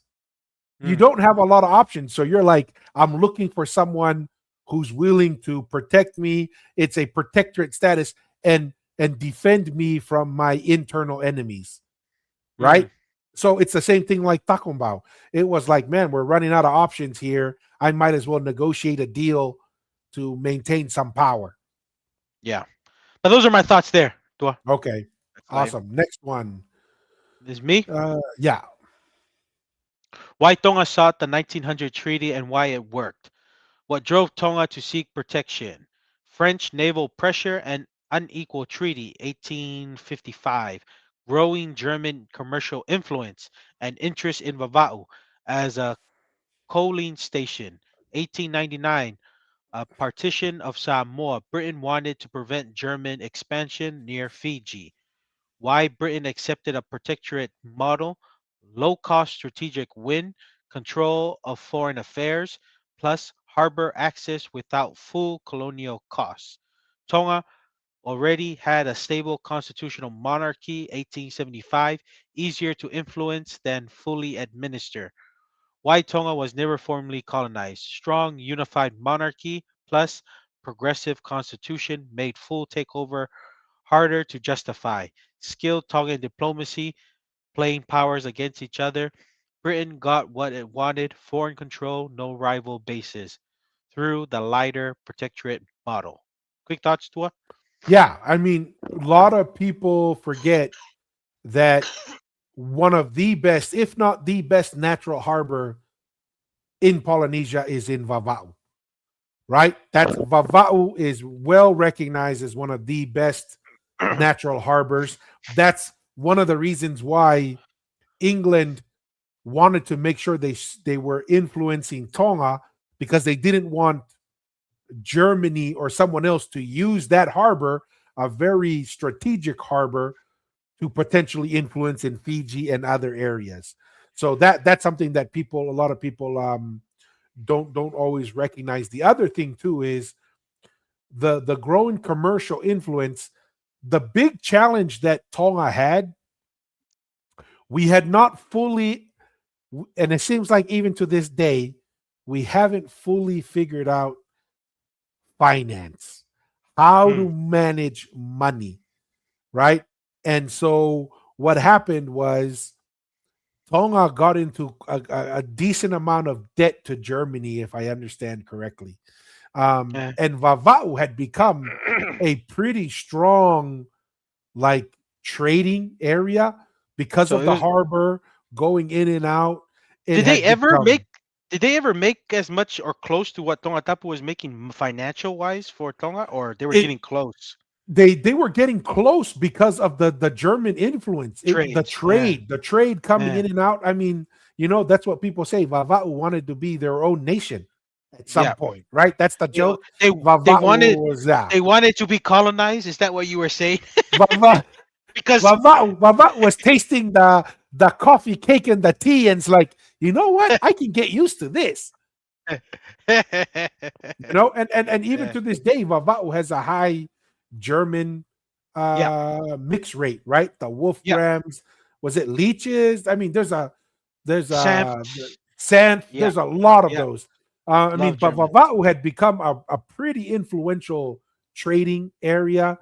Mm. Um, and then the other thing too that I really wanted to kind of talk about was the stability that Tonga offered made it a reason why they accepted the protectorate, right? Yeah. England was not just giving protectorate to everybody and their dog. They were very strategic. There were reasons why England wanted to have that influence, and at the very least foreign control, right? And they probably, if the opportunity presented itself, colonization. Um, but yeah, oh Yahweh, haven't seen this guy in a while, Mister Atearoa. Hey, Maria, Malo Water Bears, Malo and Maukava. Water Bears mentioned Vaini is the birthplace of Polynesia, bro. Stop playing. Oh yeah, Yay, Vaini Poto. All day, every day, Water Bears. what Malo, a good to bears, see you. what a bears. I have to take the position of our brothers and sisters from Samoa. Why you gotta put everyone else down in Tongatapu for? Yeah, I is why know. why you have to put down everyone else Shh. and only lift up Vaini? Why you gotta Yes. be like that? Why Eh?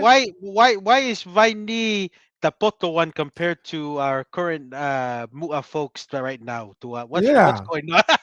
Yeah, why Vaini you? Poto Yeah, compared to Mua right now. Para Poto Poto Vaini. hey, water Malo Water bears. Bears. Malo water bears, as Masi said, malo and maukava, and hangekoilau, vaini poto. Yes, Eh? sir. Yes, And sir. water bears, you missed it earlier. We were speaking in Spanish. Masi was using his Spanish and said he's going to eat a burrito. He's like, the Yes. best burritos and tacos come from Vaini. Eh? Yes. How about All that? day. Oh wow. Maria, malo. Those are my thoughts, Mr. Atearoa. Anything else? Um, no, I'm always curious because I didn't, since doing this Polynesianized podcast, I had no idea that Vava'u wanted to be its own nation because it makes sense. If Vava'u was like you're talking about having big trading and was seeing themselves as making just as much money or really pretty good off compared to Tonga Tapu, I'm pretty sure they were seeking to become separate to choosing a foreign power. That's what I'm thinking. I'm just thinking out loud that Yeah, Vava'u was really thinking of being colonized. So if they were really making a lot of money for like the German yeah. traders.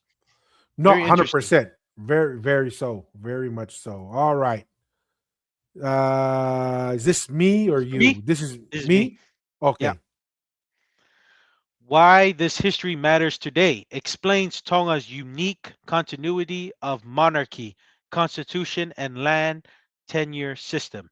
Highlights specific agency. Leaders were active diplomatic players, not passive victims. Show how legal status, treaty versus full colony, had lasting real world consequences for culture and sovereignty. Relevant to modern Pacific discussions, free association, compacts of free association, and relationships with larger powers. Tonga's story is a powerful reminder of what was possible when diplomacy, unity, and timing aligned. Tua, quick thoughts? Yeah.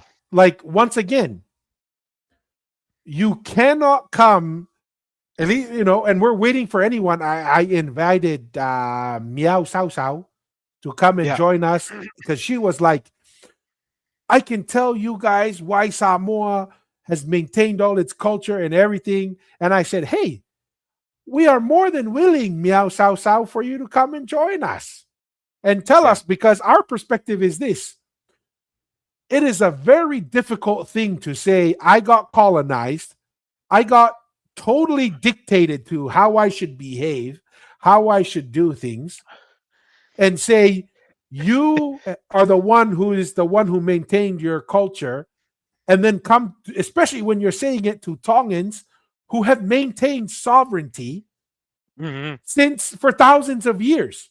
Like, that to me is kind of like, when you boil down this slide, very difficult for anyone in Polynesia to come to Tonga and say, you guys lost your culture. You guys, we need to educate you on your culture, and therefore listen to us. And I was like, well, that would be like Elon Musk being educated on how to build rockets and satellites from the guy who's never kept a job for longer than 2 days, Mm, right? And I'm like, mm. there's, it's not on the same level. And I'm not trying to be, putting down. I'm just looking at it, trying to be as objective as possible. Why would the person or the group or the structure that has maintained independence take lectures on how to preserve culture from the people who were colonized? I just don't see that, you Yeah. know? But if we say that, we're putting people down and we're trying to put others out down, where you just spent multiple paragraphs putting Tonga down and not recognizing what Tonga has achieved. That's kind of Mm. like my, what I take as the boiled down summary of this page. Awesome. I want to focus on these three kind of distinguished words here with the diplomacy, unity, and timing aligned. I feel like the timing was the spiritual aspect of like Tonga surrendering with its famous, giving up its sovereign to pretty much God, right? Mhm. So I feel like that's because the timing issue is very significant, but I feel like that's God's doing with Tonga surrendering itself to God. And then the unity and diplomacy, that's a big deal of the residency of the Tuitonga and the residency because the other islands were the closest to the central power of, you're talking about years and years of how to navigate with the Inasi. You're doing diplomatic affairs with the other parts of the empire, right? And then the unity, because of course it's almost like the relatives you're gonna be close to as a relationship wise are the ones you live close. So Tongatapu and the unity in Vava'u and all of them were the closest. We had unity with the other ones, but because of colonization and the distance, it was probably affected with how keeping that relationship. But unity, because you're a centralized power, which Tonga was the only one in the Pacific, helped a lot with navigating the intricacies and complexities of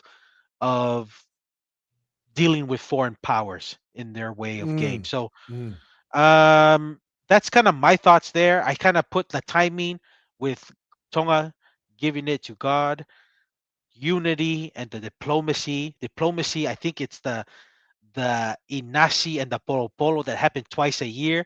I see that as a very diplomatic affair that's been mhm, happening many generations that when that that say if your family ancestry has done something for so thousands of years, you're gonna get that DNA with Taufahau, navigating this part of the diplomacy and the unity just with the centralized power in Tongatapu. And Tongatapu, because it's close to the other island groups, felt more unity that everybody falls in line while the leadership kind of does its thing with dealing with foreign powers. So I don't know. That's when I was kind of going through that, I was just looking at that. I was like, oh, that's what I was thinking in my mind. So that I wanted to Okay. share. One thing, Masi, what is that Samoan saying that talks about Tonga and war Oh yeah, yeah. and so They forth? Can like you talk Tala. through that? Talk through that real quick, and I will be right back. But talk through Okay, that real quick, and then I'll come back. okay, all right. So with the common Samoan saying Tala Tofi, um, a Samoa, I Tala Tau or Tonga. That is a reference to many of Samoa's history as saying that Samoa was the inheritance from the beginning, and Talatau is because of Tonga's chaos, always causing wars. And just like what we mentioned before, Tonga was a very peaceful place, so it doesn't really align with that saying. I know that's a popular saying because Tonga was a very peaceful place, just like the Tui Halafatai. He and his group of men in the outer islands going to Fiji to seek war. So he was seeking war in Fiji because it was too peaceful in Tonga. So that saying, and that's what I was trying to mention, everybody, that with that saying with the Talatau or Tonga, I Talatofi or Samoa, Tonga is not Talatau Tonga. It's just a saying that people use because it fits a narrative, and just because it's used in speeches doesn't make it was correct. It's just like I've mentioned before. It's for entertainment, and it's just to, I don't know, dazzle. It's just to it's just to entertain. But yeah, that's kind of my thoughts there on the Talatau Tonga and Talatofio Samoa. Because I was just saying, like you mentioned it before with the Tui Halafatai. If that was the case of Tonga always being in war, the Tui Halafatai wouldn't have to leave to go seek war in Fiji. He could have just stayed in Tonga. But oh, Tua, you're on mute. You're on mute. But yeah, that's my saying, everybody, just regarding that.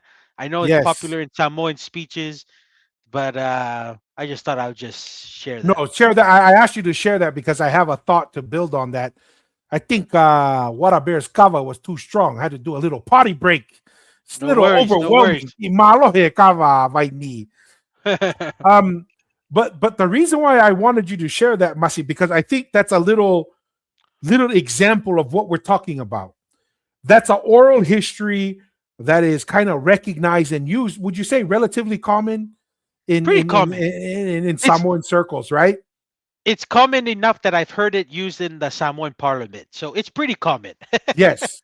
That phrase. So the reason why I want, because that to me is an example. You have this oral history that is geared around politics, right? It's a political thing. Yeah. It's to say, Yeah. hey, we're so great in Samoa, Tonga, it's always in war. It only uses military power. But here, here in Samoa, we're different. Now, step back and let's look at reality, right? Uh, Let's look at what happened in Samoa. Samoa tried to resolve their issues that led to their colonization. Was it through politics and diplomacy? No, it was through war. They literally were fighting each other and they tried to get foreign powers.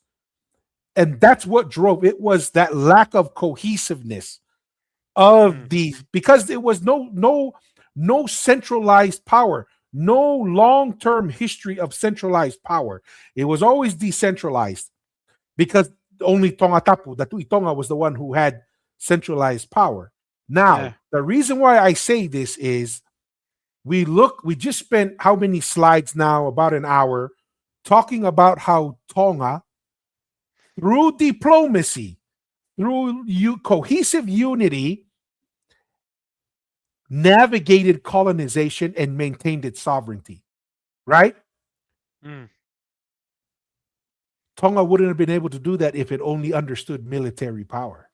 yes. Tui Tonga, this to me, the reason why I bring this up is this is when you observe, this is why we try to tell people Tonga surviving colonization isn't evidence that Tonga was the center of the Polynesian Empire. Because if you just understand military power, which is what all of our brothers and sisters had the most amount of experience with, it was military power. That's what they resulted in. It's human nature to result to military power to resolve things. That tells us that the Tu'itonga and the Polynesian Empire, military power was not the primary tool to Yeah. manage the empire. And you have to remember, we're talking about the largest ocean, right? If you take the Polynesian Empire and you make it into a nation, it's the largest nation by today's standards. When you add just the surface area, a lot of it is ocean. And people, oh, well, that's it. A lot of it is ocean. Yes, that's a logistical, diplomatic nightmare. You're not going to maintain all of this through military power. You don't have enough ships. You don't have enough warriors. The weather, bad weather. Let's say you're going in this giant armada to go and just smash someone. A bad storm comes and wipes you out. You're done. Right? So to me, this is the kind of stuff we're trying to correct. You have this idea that's implanted in Samoan oral history that Tonga only understands war. And that's the only thing that Tonga, understood is, is war and that kind of influence. But when you look at the evidence and you look at reality, that couldn't be further from the truth. Right? And Tonga surviving colonization is a huge thing. But why do you think they mentioned that, Masi? Why do you think they mentioned that? I have an idea in my head. Yeah, it could. Yeah, like I'm just thinking they probably thinking of I don't know, maybe recent history of maybe the Civil War or even the Maria Toa incident. I don't know. That's what I'm thinking. That's what I'm thinking. That's what I'm looking at. The Yeah, Maria those are Toa. because those are the recent history that they only know of, and they created a saying from that. So yeah, that's my Because thought. Masi, if you're the Maria Toa clan, what story are you going to emphasize to legitimize and to elevate your clan?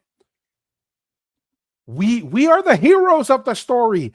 Tonga was the oppressor. Tonga was the military oppressor. We are the ones who freed Samoa. We are the ones who freed, and Tonga only understands military power because that's the story they've developed and they've told, right? And so that's what's going to be told. And then you have that story told enough times, even though we laugh at people. We laugh at people who make that comment. We kicked you guys out of Samoa. And then we're like, we you came don't back. know what? Well, not only we came back, but like you do realize that Tu'itonga, his mom was Samoan. Yeah. And the village that it happened at was his mom's village. So who were you kicking out? If the guy probably grew up in that village and his mom is from that village, who did you kick out? And then to add on to it, he says, I'll be back. He didn't say I'll never come back. He says, I'll be back. But this to me is a prime example in a little idea and a concept of how people, and then you hear that for generations and generations. And then when the Polynesianized podcast comes on and says, the Maria Toa thing, that was a little scuffle. That wasn't that big of a deal. You're going to get offended, right? Yeah. You're going to get frustrated by it because like, no, that's not what we've heard for thousands of years. And all these things. And I'm just like, relax, guys. Just look at the evidence. Does it really make sense? Right? Take and a so, chill yeah, pill. Take and a chill that pill for the phrase, sensitivity. Yeah. yes, that phrase that we're talking about, all we're saying is relax, look at the evidence. And you have to remember, Samoa was a very important part of the Polynesian Empire. This is by no means we're saying Samoa is the worst or blah blah blah. No, Yeah. Samoa was a part of that core group that formed the Polynesian civilization and empire. Just don't say you're the capital. Just don't say Yeah. certain things, but like you still have a very important role Role. and contribution that you gave. Obviously, a lot of the Eastern Polynesians recognize, hey, a lot of our ancestors came from Samoa. Hey, great. Samoa was the launching point into Eastern Polynesia. Very And important role. and that's fair. And we're just talking about where did the Ha'amoa people come from, and it's just from Mhm. Tonga. That's where we're coming. That's We the have we next have no question. we have no issue with Eastern Polynesia coming majority from Ha'amoa. It's more of where did the Ha'amoa come from? Yeah. It's just like Moana. Moana Yeah, is a win for all of us. Do I correct. have to go and cry and say, hey, we don't think these little details? Like, no, you take the win when it comes. And what's the win? The world gets to see Polynesian culture. Samoan culture is Tongan culture because we Yes. were all one nation, one people. When Samoa does good, Tonga does good. So Uh, we take the win. But yeah, I wanted you to share that story, Masi, of that phrase. What's the exact phrase again? Talatofio Samoa, Talatau Tonga. Yeah. Yeah. See, that's a prime example of like how this whole misunderstanding happened. And if we're just asking our brothers and sisters, just look at the evidence, Mm, right? Just look at that and just understand we're not saying we have to execute the person who came up with that phrase. We're just saying understand why they said that phrase, right? yes. And be like the Tuitonga, Talakai Faiki, when he got attacked, he didn't get all offended. He actually was like, hey, that's impressive. Bravo. Bravo, Yes, I Maria Toa. recognize that. Yes, right? When I I'll hear be back. Yeah. Yes, when I hear that phrase of, in Samoa, we manage it this way, in Tonga, it's just about war, I'd be like, hey, that's good propaganda. Maybe I can learn something. Maybe I can learn something with that. You know, Messaging is powerful. Yeah. This guy has a powerful message. That's the way we need to look at it rather than, well, you got to put down everyone else just to Right. lift you up. It's like, no, learn. It's a positive. I don't know. That's my thoughts on that. No, I'm good. I'm good with that. I'm good with that. All right. Let's see if any of these questions we may have covered a lot of this. This is the last slide. You want me to read it Um, out, Tua? yeah, go ahead. All right. Discussion questions. Was the protectorate model a smart survival strategy or still a form of control? I think that's pretty straightforward, right? It was a smart strategy. And Yes. it wasn't just Tonga who recognized that strategy. All of the other Polynesian and Pacific islands recognize, oh, geez, when Yeah. things get really tough, the protectorate strategy was like the last ditch effort to Yeah. try and fend off colonization. So I think that's pretty straightforward. I'll read the next one for you, Mr. Ateroa. Oh, Why did I just having I just had Oh, a go thought, ahead. Tua. Yeah. Like those, and I think the foreign powers kind of knew when these islands were doing this last ditch efforts to get seek protectorate status because they knew it was war coming after that because they were already having other foreign powers getting close, and when they didn't get the protectorate status from the other foreign powers, they knew that was going to cause some war. So I don't think a lot of the foreign powers, this is their game. They were not going to play that little game to kind of have each other fight each other because they probably thought there was enough pie to go around. It's just trying to see which islands they kind of their The preference. path It of was more least resistance. Yeah. EO, least resistance, maybe preferential wanting of harbors. That's what I'm thinking. But they knew there was enough islands to go around. They were not gonna spend so much resources on the other side of the world to try to fight another colonial power if that colonial power wanted that Yeah. specific island. That's my thoughts there. And that's the thing. What the Polynesian islands provided, it wasn't huge resources of land or minerals or whatever.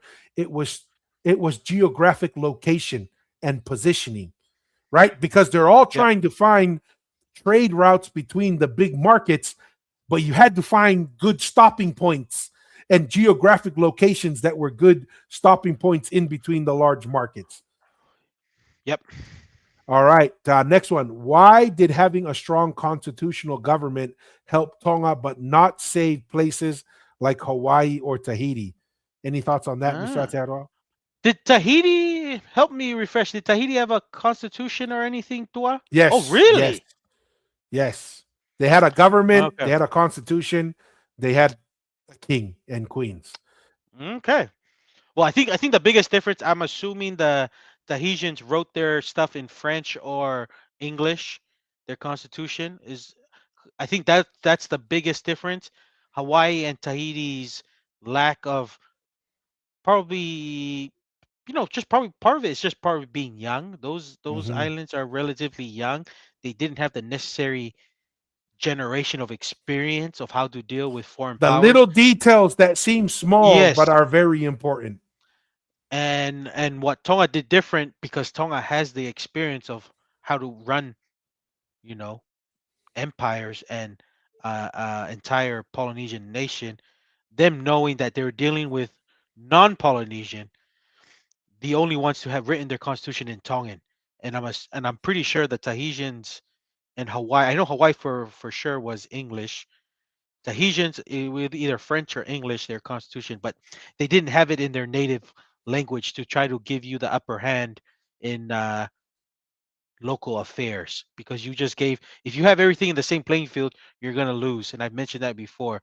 Don't You're playing the Palangi, the white man's game, or the Europeans game in how to navigate laws and land with written documents. You're gonna lose that every time. But Tonga had the upper hand using their technology, writing, but writing it in a Tongan flavor of in the Tongan language to give the Tongan leaders and the people an upper hand on how to navigate. So I think that was the main difference to it's the language. Tonga's constitution written in Tongan, Hawaiian and Tahiti not written in their local languages gave them a disadvantage. I don't know if you had anything else. Tua. Yeah, the only thing I think of is just the unity and the cohesiveness, right? Okay. The probably the reason why the Tahitians, Queen Pomare knew it wasn't going to last is probably because there was internal strife. Even Tonga faced that a little bit, but Yeah. we managed to maintain that cohesiveness, and especially through Queen Salote and marrying into the Tu'iha Takalaua line, saved Save our the current monarchy. monarchy and our Save the monarchy. and our freedom, Yep. right? Yep. So once again, we enter into the western playing field, but in order to survive, Tonga had to fall back on the traditional roles and responsibilities of the Tu'ikanukupolu and the Tu'ihatakalaua to survive to this day. Yep. Next question. How did these different historical paths shape modern Pacific identities and land rights? Tua? Yeah. I mean, obviously, the land rights are important. Some of our brothers and sisters have regained their land rights now when they gained their independence or were able to negotiate that a little bit with their colonizers. But I think the biggest part, which is why we're having this discussion, is the identities, right? Yeah. Identities are influenced through your experience, and it's hard to argue that anyone had a more authentic experience than someone who was able to have self governance for thousands of years, right? Mm. And that's what Tonga brings to the table that is unique. Is it a perfect identity? Did it preserve everything perfectly? No, but we believe that the core of it stays true to what has been true for thousands of years. And Tonga's identity has been overshadowed because of our sovereignty, because our colonized brothers and sisters were able to get their version of history into academia, into the media, even social media. But we our belief here on the Polynesianized podcast, there's nothing wrong with that. That's good. We were glad everybody was able to share their pieces of their history from their perspective. But Tonga is now in a position to share what has been preserved for thousands of years. Mm. And it is a unique perspective, a unique identity, not just of being the center, not just probably highly probable of being the origin of Polynesia, but bringing it that it is the one identity that has maintained sovereignty for thousands and thousands of years and it has not been broken. And that brings something very unique to the table that we want our brothers and sisters to now hear, consider, and adopt what makes sense to you guys in regards to who we are as a people and what our history is as a civilization. That's kind of my thoughts there, Mr. Atero.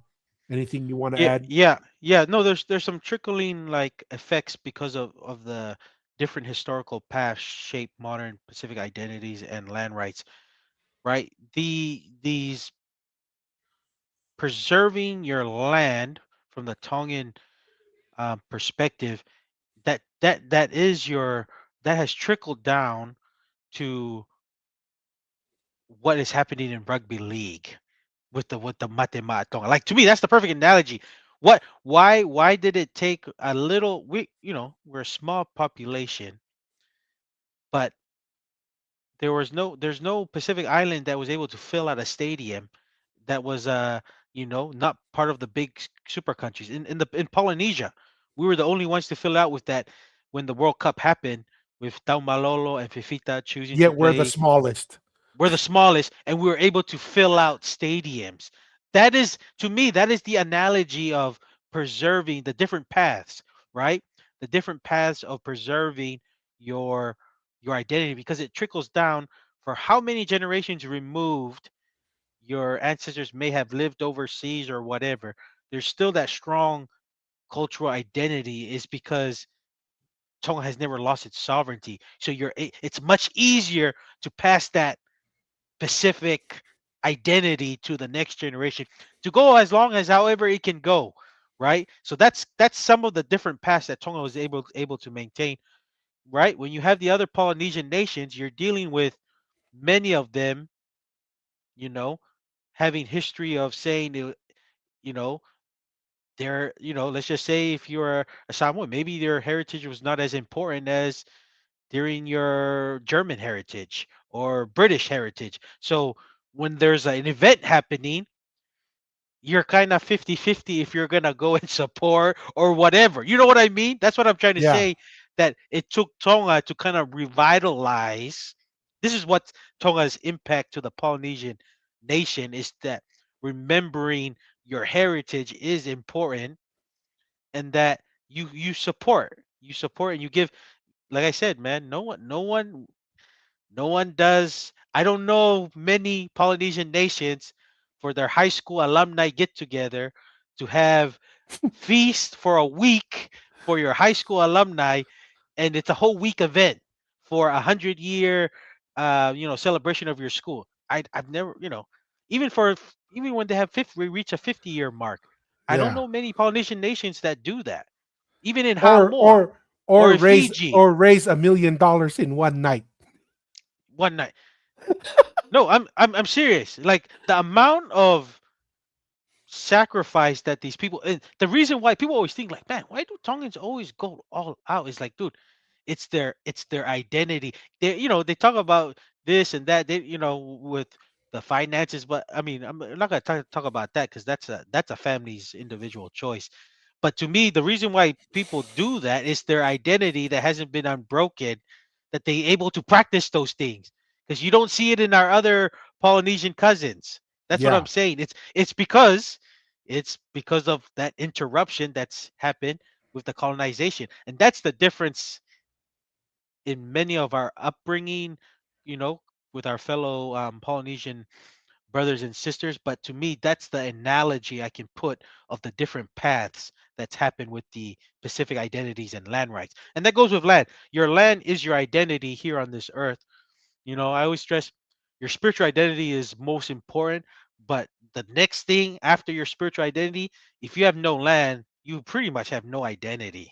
It's the reason why the West struggles with the whole, people leaving their farmlands and staying in big cities, because and then they can't pay their mortgage or whatever, they lose identity, end up homeless because there's no identity there, and they just stay in this cycle. So that's what the West is struggling with, and Pacific is the same thing, and they have family lands. If your land is your identity, if you have no land, you are the same description of what Dupo the first mentioned in his tour in Australia. So the land is, it trickles down to your identity.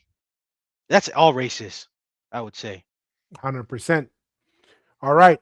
Last question. Are there echoes of these dynamics in today's Pacific relationship with larger powers?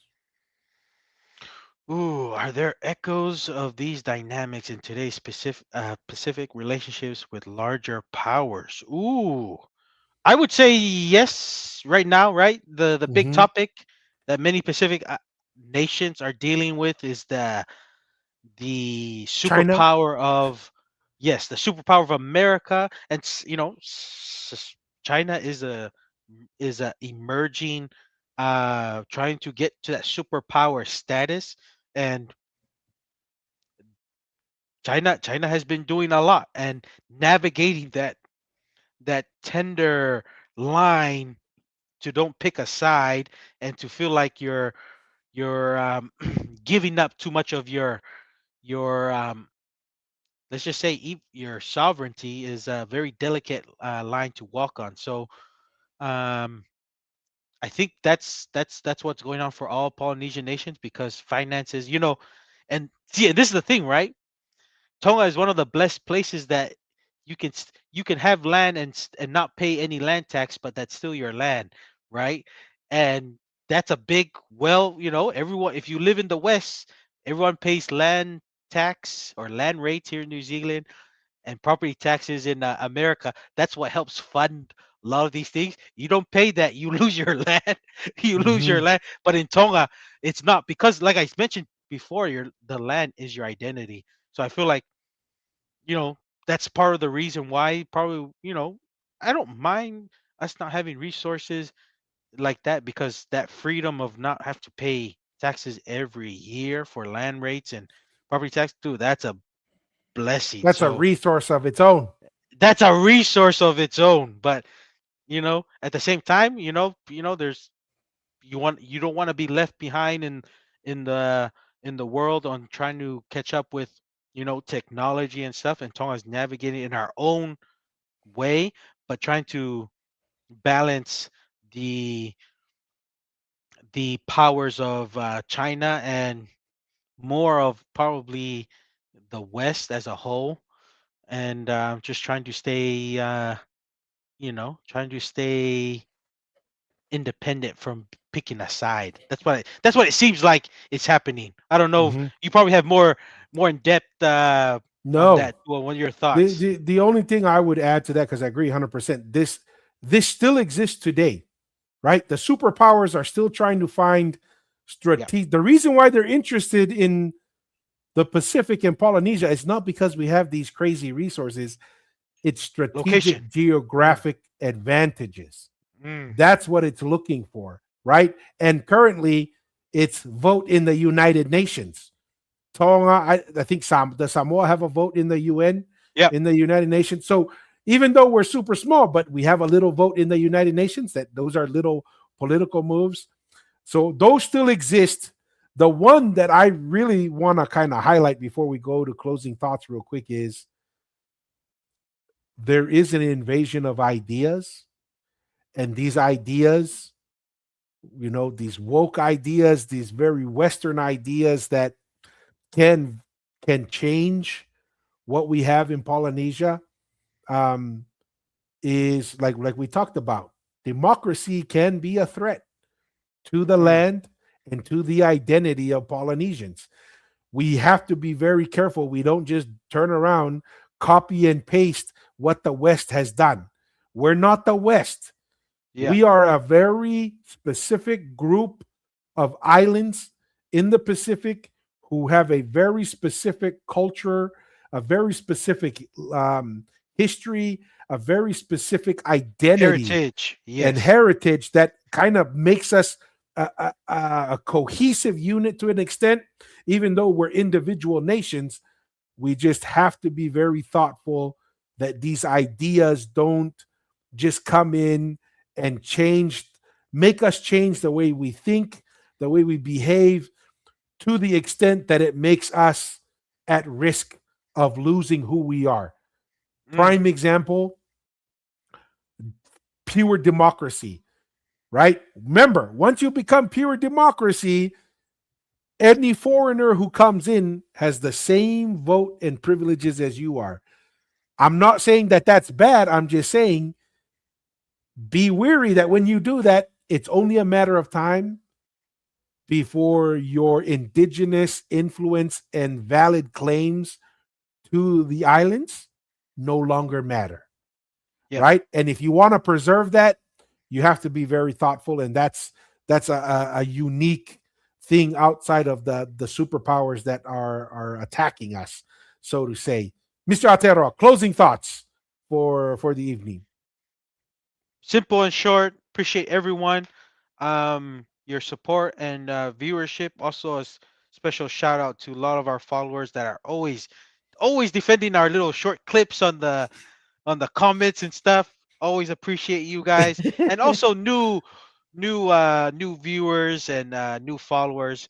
Appreciate you guys consuming the content. Hopefully if you find some um, value in it, and appreciate it, Tua, your time. And yeah, that's it from Mr. Aotearoa, from Aotearoa.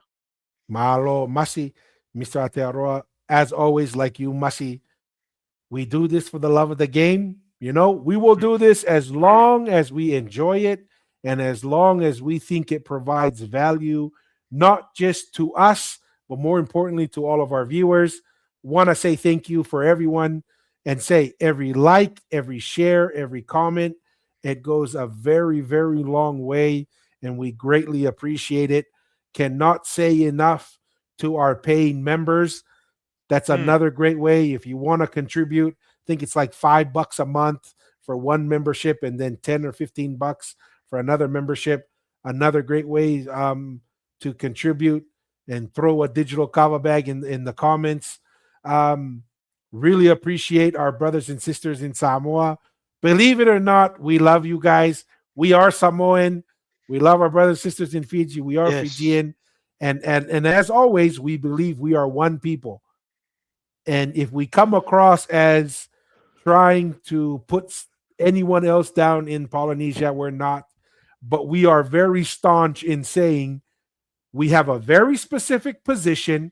We have a very specific idea of what history looks like, and we Mm, stand firm on it. We declare it with confidence, and also recognizing there's a lot to be learned, a lot of things we can probably improve in our knowledge, and we invite anyone who's willing to come on and have a conversation with us, always willing to do so.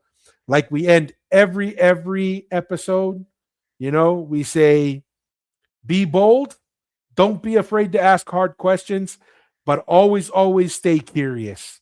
Till next time, peace.